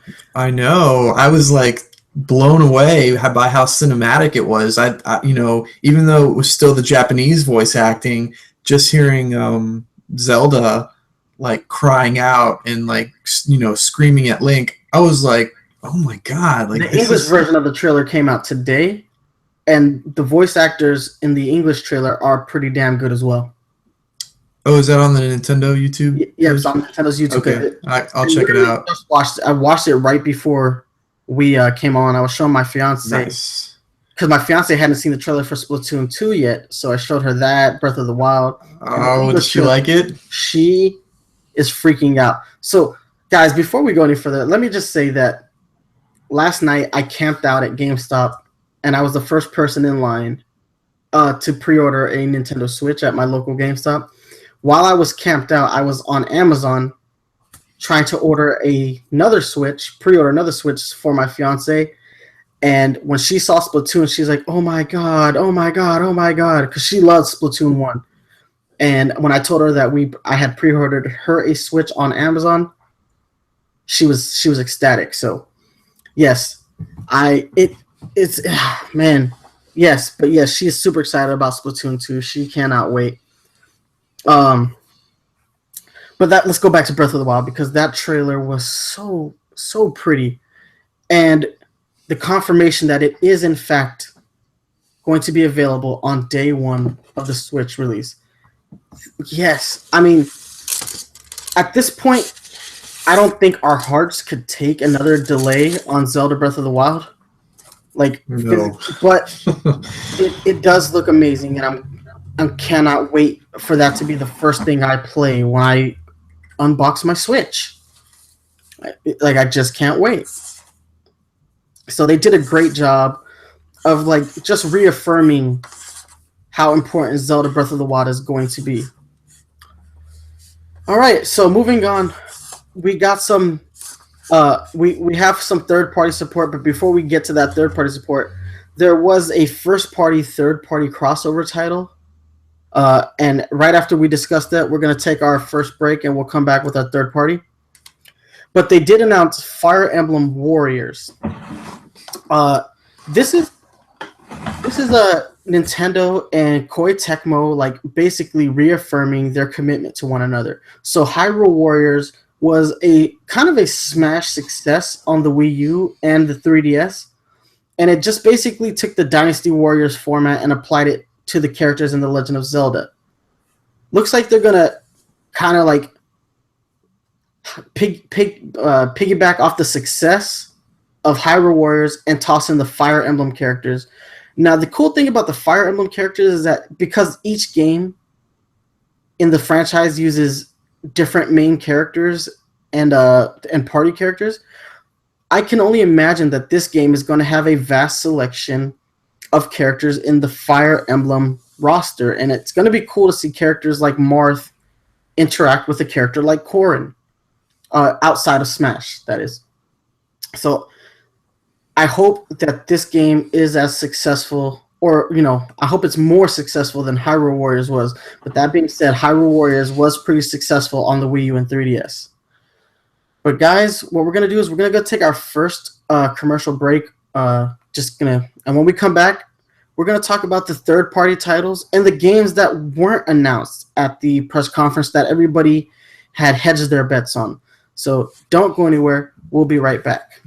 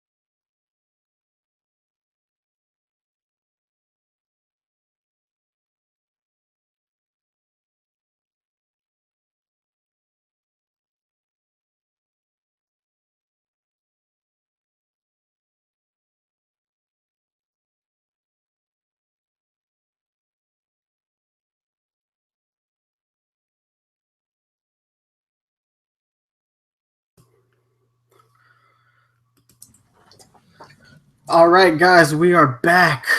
Sorry about that, but bathroom breaks and whatnot. Guys, what we're going to do now is we're going to talk about the third party support for the Nintendo Switch. They had a lot of it. They didn't show a lot, but they showed, I think, enough. They showed some good support. So let's start with the first game they showed. I think they showed FIFA first. Uh, FIFA being one of the most, if not the most popular soccer video game out right now, where it's more of a simulator than a game, to be honest. Um, and it's a strong title by an amazing developer. EA makes some great games, and the fact that EA had literally zero commitment to the Wii U as a platform, like they bounced. Oh, they Bounced abandoned out. them, and they Yeah, publicly stated that they weren't going to support them. So to get them back is huge. EA, they sell millions and millions and millions of copies of their sports games. And games like FIFA, even though they're not like big in the United States, I mean they sell well here. They're huge in Europe. In Europe, they are like the top selling games. Those FIFA games are massive. So as far as sales in Europe are concerned, that's really big for Nintendo. And the FIFA games that they, well, the game that they showed, I wonder if they're going to try to find a way to use motion controls. Probably not, but it's important that we have EA Sports back. well, I'm hoping that this is just the beginning of the franchises that come to the Switch when it comes to EA, because there's games like the Star Wars Battlefront game that came out for the Xbox and the PS4. That it was a I played it on the Xbox and it was pretty damn good. And then there are the other sports titles like Madden. Like I love the Madden franchise, but more recently, EA has the license to the UFC franchise. And guys, something we don't talk about the show a lot is Mario After Party and myself are actually pretty big MMA fans. We love mixed martial arts. And the fact that we can't play those titles on a Nintendo console kind of bums me out. Now, I know that they don't necessarily have a place on Nintendo console because they skew towards the more violent, but I still like, you know, I love mixed martial arts, and I would really appreciate the ability to play a game like UFC on the Switch. Well, and one thing that the Wii U and the Wii were missing were those marquee sports titles. When you think of Nintendo consoles, you don't think of them being places where you're going to be able to play a lot of great sports games, and that's not how it always used to be. Oh hell no, it didn't. It wasn't like that at all. Let's be honest. The Madden franchise wouldn't exist without Nintendo as a platform. Like when Madden came out, it was one of the biggest franchises on Nintendo hardware. Like it was so big that Sega couldn't even get their hands on it. Sega had to ask EA for a separate football game, which ultimately became Joe Montana Football, which is mechanically an identical game, but it's different in name only. Yeah, when the Super Nintendo was around, football games were huge on Nintendo consoles, Super and Tecmo Bowl. yeah, and people, you know, they were some of the best selling games as well. It was a big deal, and then as Nintendo started to kind of their relationship with third party developers worsened, and they began to abandon them, and then also with the image of being a console that makes mostly child friendly games, you started to see less and less sports games on Nintendo consoles. But now they're back, and Nintendo realizes that that's a big market for them, and that's good because it kind of ties into that competitive gaming. Even though like the biggest competitive games are not really sports games, they're mostly shooters and fighting games. It is important to have that genre of gaming back because it opens up an entirely different market to them. Like I said, you know, when you consider like the basketball and football games that are really popular here in the States, and then the soccer that is really popular overseas, it just helps you, you know, reach a different market, and we really needed that back. And we definitely are getting 2K18 for NBA 2K18. They did showcase that in the little sizzle reel at the end of the presentation. So it's nice to know that we are going to have those games. Moving forward to like some more RPG style games, we did get the confirmation that Skyrim is coming to the Switch. I'm not a huge fan of Skyrim. I tried it, I didn't like it, but I can see the appeal behind a game like that. So I it don't is. understand though. Why are they bringing a game that's that old back? Like, It, what are it they adding something different to it? Like, I think it what's makes sense though because they are re-releasing HD versions of Skyrim on both the PS4 and Xbox. So it only makes sense that if they're going to upres it to match the current hardware, that the Switch, which appears to right now be on par with the standard PS4 and the standard Xbox One, it makes sense that they would bring it at around the same time. Skyrim is still a widely popular game. It's still played like hundreds of hours, every day gets spent in Skyrim, So it makes sense, but yes, it is an old game, but because it is being re-released on the other platforms, I think it makes sense. And of course, Minecraft is also coming out on the Switch. It just recently came out on the Wii U. Dragon Quest 10 and 11 are also coming out.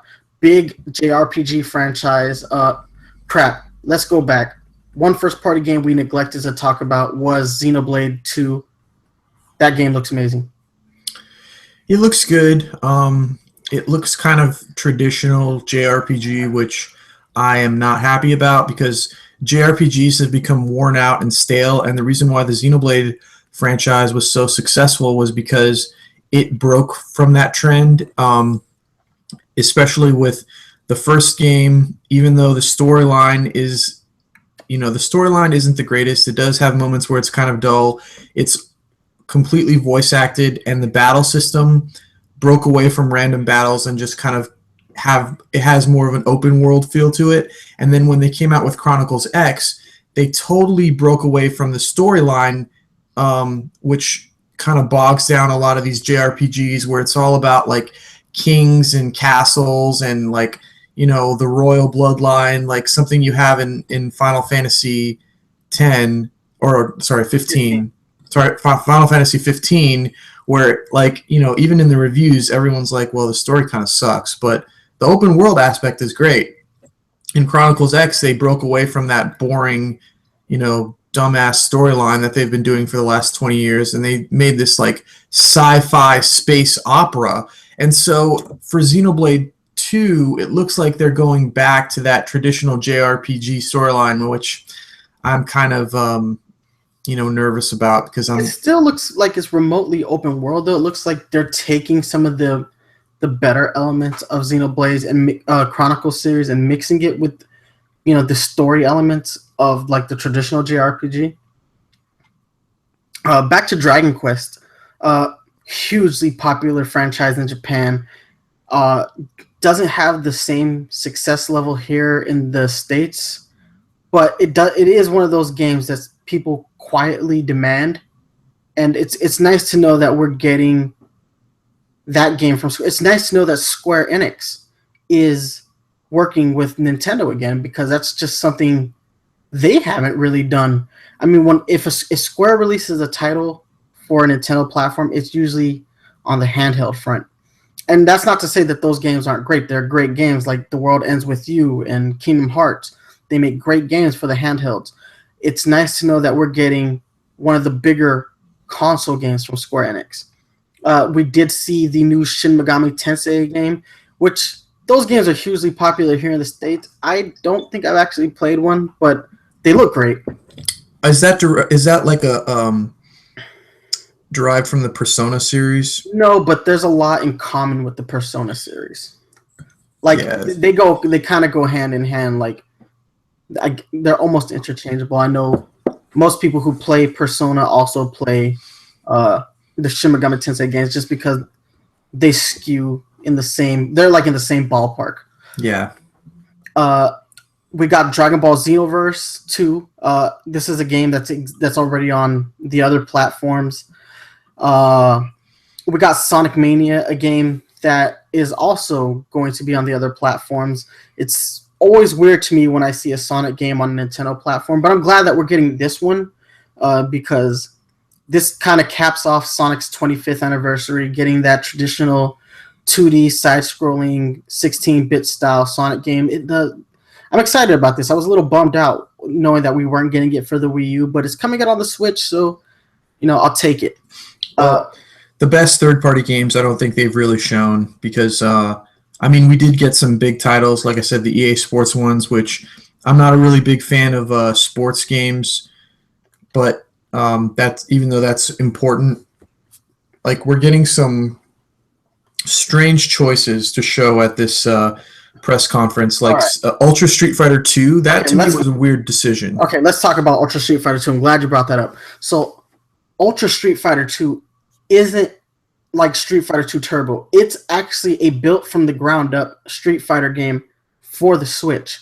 It's in celebration of Street Fighter's 30th anniversary and the 25th anniversary of Street Fighter 2.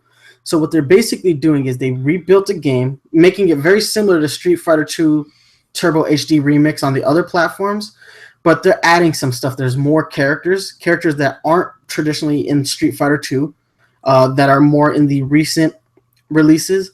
There's two ways to play the game. You can play it in the up-res hand-drawn art style, or you can play it in the classic 16-bit art style with the new characters. They did say there are going to be some functions that weren't in the original game, so I'm assuming that means that they're going to add online competitive play. It looks like they took a lot of care in building this particular version of Street Fighter 2. It's from what the way they were talking about it in the Treehouse Live, that this is almost a new Street Fighter 2 game. Like they literally built it from the ground up for the Nintendo Switch. It's not a port. So that's actually interesting. And considering that PlayStation has the complete and sole rights to Street Fighter V, it's important that we get some kind of representation from Street Fighter on this console. Yeah, the nostalgia factor with that is big, and if anything that 2016 taught us is that nostalgia sells, you can make some money. Pokemon, the nostalgia of Gen 1 totally blew up with Pokemon Go. We had the NES Classic. We had, a lot of things that, have shown us that sometimes going back in time is a good thing. I still think that is kind of weird, but I am glad that it's not a straight up port. But yeah, as far as third party titles are concerned, that it's Street Fighter 2, man, because as good as Street Fighter 4 is, as good as Street Fighter 5 is, Street Fighter 2 is still the best. Yeah, it's the one that like catapulted fighting games to where they are today. Absolutely. It's like the Hoist Gracie of fighting video games. But with that said, unless you want to talk about any more third-party games, were there any games not announced or present that you kind of felt that maybe should have been addressed, or that you, like on a personal level, that you kind of wished they would talk about? Before I talk about that, I do want to I just throwing this back out there is that Skylanders Imaginators is coming to the Switch. Surprising, because we had heard rumors up until this point that they had canceled the franchise. So weird to see Ubisoft. Ubisoft. Activision still trying to push this particular version of Skylanders, considering it's not doing so hot in the market. As far as games that weren't shown at the press event, there are a few. There are games that were rumored to be coming out on the Switch that just didn't show up. And there are a few the games that didn't show up were the ones that I was kind of actually hoping would show up. So the games that I had in particular for me are Smash and Pokken Tournament. Smash Smash for the Wii U and 3DS, they're the best iteration of Smash Bros. They are phenomenal, mechanically sound, excellent character roster, excellent stage design. Smash is almost as perfect as any fighting game could be on the Wii U, and it got buried on the Wii U. The Wii U, again, the Wii U got titles that it wasn't deserving of. Just like with Mario Kart 8, that game was too good for the console that it was on, and it's a shame that Smash got buried on that system. Now, let's do a little. Let's go back in time a little bit. When Iwata got on stage and announced Smash Brothers for the Wii, what he originally wanted was Melee. He wanted an up-res version of Melee for the Wii. He announced the game and didn't tell Sakurai. Later that day, he asked Sakurai to meet him in his hotel room and asked him to develop a game. He basically said, if you don't, we will release a up-res version of Melee. Sakurai, he is a stubborn developer. He strives for perfection. Sakurai is literally the perfect Nintendo employee. He values things like perfection in his games. And if you look at it, all the games he makes are mechanically sound. They're beautifully designed. They're virtually flawless games. He took offense to the fact that they would make Smash Brothers Melee on the Wii without him. He took offense to that, and it was a personal challenge.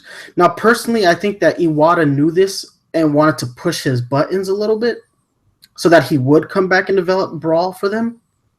Because, if Iwata was a very shrewd businessman, and he knew his employees. And if you remember, before he was the president of Nintendo, he was the president of HAL, which meant he was Sakurai's direct superior. So I think he just knew which buttons to push to make Sakurai come back. Now, here we're in a situation where the best version of a Smash game got buried on a console, and it deserves life on the Switch, the better, superior console. But not Brawl. But not You're Brawl. talking about Smash 4, right? Yeah, okay. Smash 4. Now, here's the thing. Sakurai, we just established that Sakurai took great offense to them making a Smash game without him. The difference is now is that there's no Satoru Iwata to push Sakurai's buttons. Therefore, maybe no incentive to even get him to come back and make a remake version of this game. I don't know. This is just purely speculation on my part. I want to point this out. I'm just speculating. But it seems to me that I don't think Sakurai would come back for a remake game. And I don't know if Nintendo wants to put all their resources in enhanced ports of their games. And the thing that's also important to note is that the Switch really shouldn't have too many enhanced ports in its first year. The same thing is going to be, I'm going to say about Pokken Tournament. Pokken Tournament is a great game that got buried on the Wii U that I wanted to see make its way to the Switch. I loved Pokken Tournament. Pokken Tournament was my fighting game of 2016. It's better than Street Fighter V in my opinion, and it's not getting the love. It got love. It was at EVO, it was at Pokemon World Championships, and it was at CEO. It got love. It was at every big tournament that we talk about, and it got love. But at the same time, because it's on a system that didn't do too well, it got buried. It got buried on a bad console, and it deserves a second life on the Switch. But, and it makes so much sense that they would bring Pokken Tournament to the Switch, because there are 4 DLC characters that are exclusive to Japan's arcades that could come over onto the Switch version for like a Game of the Year edition or a deluxe edition. If they're going to run with the deluxe name, there could be a Pokken Tournament Deluxe with the additional characters and maybe some more stages and some more like costumes for characters, customization. There could be a lot. Those 2 games in particular really do deserve life on the Nintendo Switch. Now, when they come out on the Switch, I hope that they're spaced out properly, because you can't release them you really can't release them both within the same calendar year, just because then we'll have three HD ports of Wii U titles. Uh, the same thing can be said. Mario Maker was one that I anticipated coming out on the Switch. Mario Maker was not shown, and of course, Pokemon Stars, stars in quotation. Uh, I knew this wasn't happening. I want to say this right again. I want to make sure everybody hears me. I knew Pokemon Stars wasn't happening. It's just way too close to the release of Pokemon Sun and Moon, and you don't want to burn the people who bought 3DSs.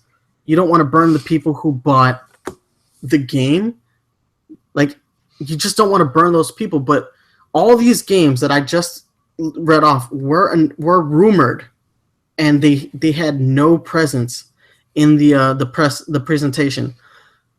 That being said, though, there are two games on that list, three if you include Mario Maker, that really do deserve a second life on the Nintendo Switch.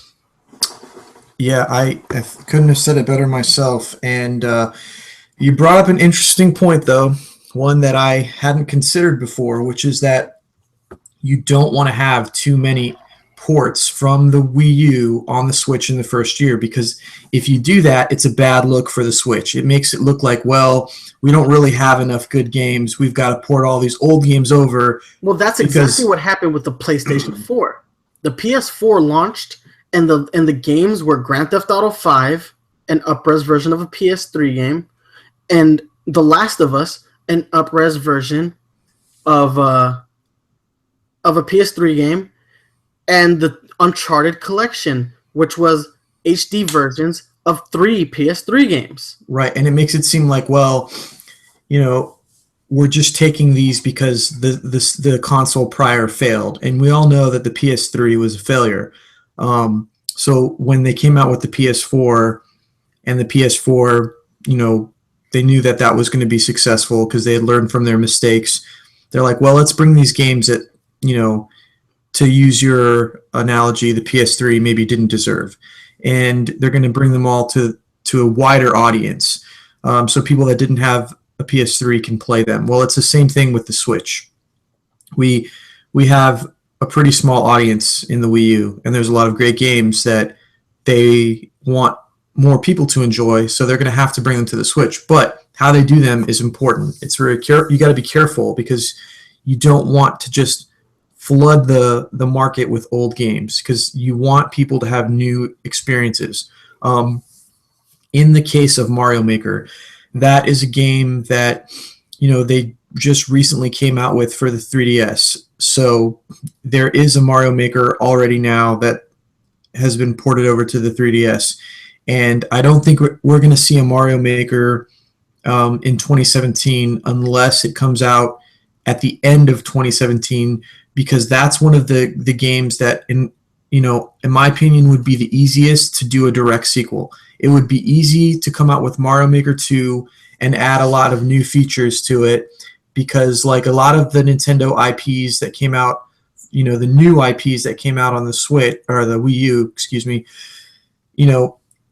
when you start out with the very first iteration of them, it's easy to build on that and to enhance that idea when you come out with a sequel. With Smash, it's not so easy to do. If there is a game where it makes sense to do a remake or like a special deluxe version, it's the Smash series, because we're already on the fourth game. There's not a whole lot more you can do with that franchise without it becoming stale. So coming out with a deluxe version is probably the right idea, but we might see that in 2017 later, but they don't want to do it at launch, because like you said, you just can't have too many direct ports coming over. And then with Pokken, as much as I would love to see Pokken on the Switch, Pokken was released in 2016. That game, is only a year old. So for that to come out in 2017, I think we would be lucky to have that come out in 2017. Of all those games, you know, I don't know. We'll see what happens, but Nintendo does have to be careful with how they go about doing this, and I think it's probably too soon for a direct sequel to Pokken, but it's also almost too soon to come out with a new version when the game just came out in 2016, like to have a deluxe version. So Pokken is kind of tricky, but you know, from like Wii U games aside, when it comes to games that were not mentioned for the Switch that I think would be huge as far as being able to turn the Switch, into like a true gaming machine that everybody wants, and to really help Nintendo's reputation to kind of change it from being, just a kiddie game maker to no, we have the best games, period, for any genre.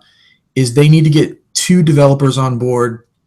They need to get Rockstar and they need to get Blizzard, because if they can get the Overwatch series onto the Switch, not only does that enhance the competitive gaming aspects that are already there that Nintendo are trying to build upon, it's a competitive game that's a third-party game, which has already been very, very popular on the Xbox and the PS4.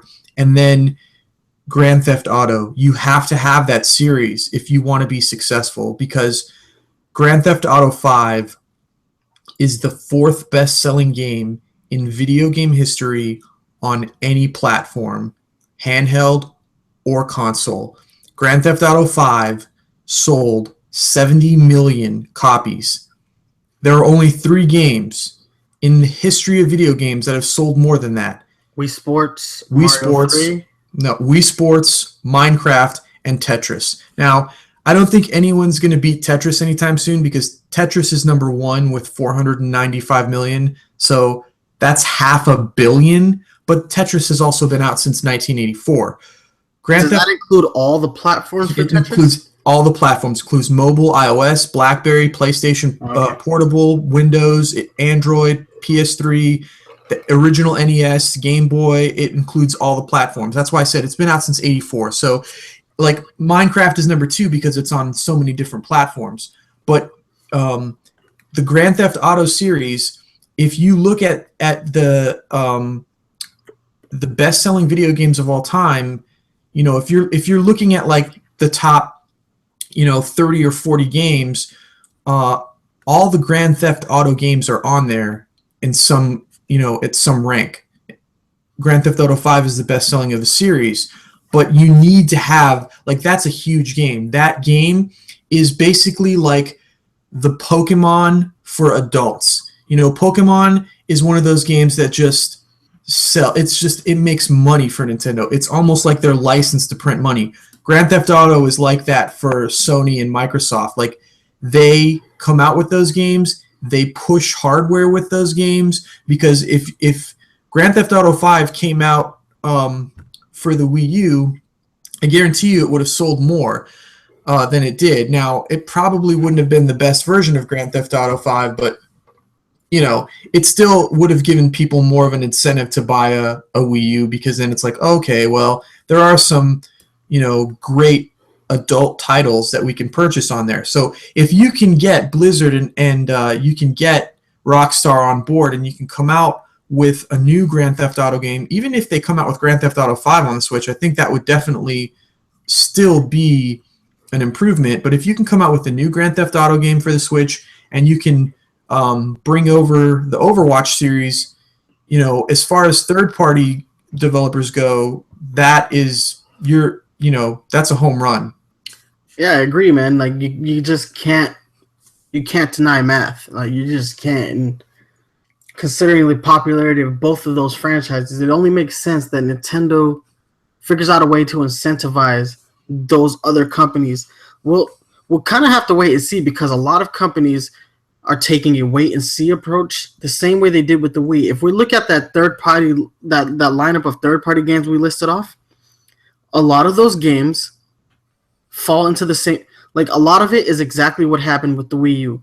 We saw a lot of third party support in the beginning of the Wii U, but most of the third party support we saw on the Wii U was older versions. They were older games that were out on the other platforms already. This is sort of the same thing where we're seeing a Street Fighter game, we're seeing Minecraft, we're seeing Rayman, we're seeing Skylanders, we're seeing Dragon Ball Xenoverse, and we're seeing Skyrim. Like, we're seeing games like that exist on other platforms already. That we're in dangerous waters with the Switch as far as third party support. The Switch has to do well in this first year to keep these third party developers on board and incentivize them to make new IP or bring over stronger IP. I think the game here, even though it's an older title, I think the game here that might incentivize other third parties to come on board is in fact Skyrim. The success of Skyrim on this platform might be integral with how other third party developers see the success of the Nintendo Switch. Like, if Skyrim does decent numbers, they might feel incentivized to come over and play on with the Switch, get a development kit for it, and start building their games with all three companies in mind versus we're going to build something for the PlayStation and the Xbox and only those platforms, and a PC version will come out a year later. They need to so like I said, I think Skyrim's success might be key to those other developers getting on board. Now, Skyrim doesn't even have to be all that successful on the Switch. It just has to do, if they do like something like 200K on the Switch, that might be enough because that game is just so old. Right. That's why it was one of those games where I understand why they want to bring it out, but if you're trying to get a big third-party developer, it's better to go with something a little bit more recent. So that's why I thought it was still kind of strange. But, if you want, the big boys to make games for a console, EA is great because they definitely having some good sports games back on the Switch, on the Nintendo console. It helps with the image. Like, we're not just making a console for children. We're making a console for all ages, and that includes teenagers and adults. And if you can get some of the other big ones over, like Overwatch is not exclusive to any console, so there's no reason why they shouldn't be able to negotiate that. And the Grand Theft Auto series appear on everything as well, so there's no reason why they shouldn't be able to get those on the Switch. And as long as they can do stuff like that, then you're going to have the image of the Switch being, well, it's a console where you can play many different kinds of great games, but you can also get the exclusive Nintendo IPs that you can't get anywhere else. And that's really where they're going to be successful because, it's never been worse for Nintendo as far as third-party support than it has on the Wii U. The Wii U, it was like just, there was like nothing. And it's sad because, in a way, when we talked about in our episode what's wrong with the Wii U, I mentioned that it was almost impressive because there is no one else out there who can keep a console afloat with only first-party games. If you had Microsoft come out with Xbox and only Microsoft was making games for them, or let's say Sony was only making games for the PS4 and there was no third-party support, those systems would fall and crash and burn, and Microsoft and Sony would never be able to come out with another console again. They just don't have the IP. No, it's a testament to the strength of Nintendo's IPs that, they're so good that they can have a console, even though it was a failure, that they can actually sell 15 million units of a console that pretty much had virtually no third-party support. I know there were some good third-party games for the Wii, but they were few and far between. And it just shows the potential of the Switch now that the third party is back. If you can get the right third-party games on the Switch, when you combine that with Nintendo's original IPs, the Switch could be huge. huge. And that's why another reason why it's really important that Nintendo gets it right with the pre-orders, because you've got to meet the demand this time. You can't, you can't fuck up like you did with the Pokemon Go Plus. You can't screw up like you did with the NES Classic. Those things people will forgive you for, because like the NES Classic is nostalgia based, so people can get that anytime. It's not new. The games aren't new, so people are just getting them because they want to play old games. And the Pokemon Go Plus is just an accessory that comes out for a game. But you can't mess up when you are dealing with the launch of a console that is going to make or break your company. So, despite the great potential that it has, Nintendo has to make it easy for themselves. They can't shoot themselves in the foot and then, because we know that the Switch is going to be sold out. We know that it's going to be hard to get, but how hard is it going to be to get? Are most of the people who go out and get a Switch going to be able to get one, or is it going to be so scarce that nobody can get one? You want it to be to the point where 80 to 90% of the people who want one can get it. That way, when it does come out, it's not so hard to find that it just becomes impossible, because the demand for this thing is going to be huge. I just really hope that Nintendo gets it right. No, I 100% agree with you, man. That's what literally has to happen. And it's less than 2 months away. Less than 2 months. Yeah, that's the scary thing, right? The proximity of when this device is coming out, when we're going to be able to hold it, touch it, play it. It's fast, man. And just, Breath of the Wild is going to be key. How Breath of the Wild does and how the Switch moves in that first month, and how many consoles are sold and how many units of Zelda Breath of the Wild are sold alongside it is pretty important to what people are. That's going to be their first impression of the Switch. So it really has to just blow everyone's mind. Well, let's close things out like this. If you had to grade the presentation as a whole, the whole hour and 6 minutes that it was, what is your letter grade for the Switch presentation? I would give them an A-. All right. I am a little more skeptical. I'm still favorable, but I'm gonna give them a B, a solid B. In my opinion, there were some things that are right, like the paid for online service is right. The fact that they're committing themselves to their IP, like Splatoon. I'm glad. Hold on, let me restart this. The fact that they're recommitting themselves to IP like Splatoon while creating new IP like ARMS, and just expanding upon the Zelda and Mario universes. It's nice to see those type of things happen. It's nice to see them integrate mobile hardware with the console, like the parental control app, and to a lesser extent the voice communication app that will be coming out. That being said, I do think that the voice communication issue is still an issue. The fact that this isn't built into the hardware itself is a little frustrating, because it's literally Nintendo having their cake and eating it too, and leaving us the frosting. Because we get the voice communication, but we don't get it integrated into the system itself. So it's like just getting the frosting and none of the actual cake.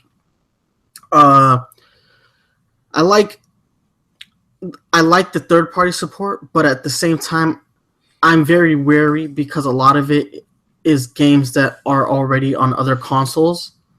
So it's not like we're getting new third-party support. With the exception of the Dragon Quest, we're getting the newer iterations of those titles. But like I said, it's a solid B. It's a step in the right direction. It's a step. I do think the Switch is the console that is going to break the mold that Nintendo's been in. I just think that we need to see a little bit more of what these other companies and Nintendo have to offer on this particular console. Like I said, it's a B in my opinion, but that just means that there's still room for improvement. And it does, after seeing that presentation, I do believe that Nintendo does have a strong commitment to this device in a way that they weren't all that committed to the Wii U. In my opinion, if they were really committed to the Wii U, it wouldn't have been named the Wii U. So the Switch is definitely the Switch that Nintendo needs. So solid B for me. All right. Anything else to say? Any closing thoughts on the matter, brother? Nope. Just remember to stay tuned, guys, because even though the Switch is coming out in less than 2 months, we are still going to be bringing you all of the latest news and updates from the hardware and the software in the coming weeks prior to launch. Oh, yes, guys. Just don't forget, this is our first episode in the spin-off podcast. Obviously, we're calling it Nintendo Switch It Up because Nintendo's switching it up. And so we're going to roll with that. What we're going to do in the upcoming weeks for this spin-off podcast is we're going to take each and every one of the first-party titles that was announced in the press event, and we're gonna break them down in depth. We're gonna go ahead and start with ARMS. We're gonna go ahead and break down ARMS when we come back with another Switch It Up show, because I just think that ARMS being the new IP, I think we should talk about that one first before we get onto the more established IP. And any more Switch-related news that comes out between now and March will also get discussed in this spin-off podcast. That being said, you can always catch the Nintendo PowerZone podcast on iTunes and Google Play Music. You can stream it on Stitcher Radio. If you're a fan of watching us live, you can catch us on YouTube on the 29th of every month. That is when we record our live shows, and then they come out on iTunes, Google Play, and Stitcher the next day. We got to hit you up with these social media links before we go, guys. You can hit me up on Twitter at Nice1983, and you can hit Mario After Party up on at Mario After Party. You can hit us up on Facebook, facebook.com/Nintendo PowerZone, all one word. Like I said, you can catch us here on YouTube. We do a lot of different stuff on YouTube. We do unboxing videos. We do analysis videos. Mario After Party has a great in-depth look at both the Pokemon Go series and Pokemon Sun and Moon. Obviously, we record the podcast live here. We do so much, guys, because... Oh, sorry. Our YouTube channel has got a lot of great content for you guys. All you got to do is search for the Nintendo PowerZone on YouTube. I've got my own YouTube channel. It's not video game related. It's just some music that I've been working on. Just search for Mario After Party. You can email me at theafterpartysound@gmail.com. And, of course, if you need to email Nice One, he's got his at Nice1983. Nice1983, that's right, at gmail.com. Sir. And then if you're a fan of the music, guys, Game Chops is one of the DJs that makes and producers that makes the music for this show. He's really talented. He works with a group of talented people. All you got to do is search for Game Chops on YouTube, or you can go to GameChops.com and find a lot of fantastic video game remixes. Absolutely, guys. That's going to be it for this episode of Nintendo Switch It Up, man. Guys, as always, you already know. Stay fresh. Stay fresh. Deuces.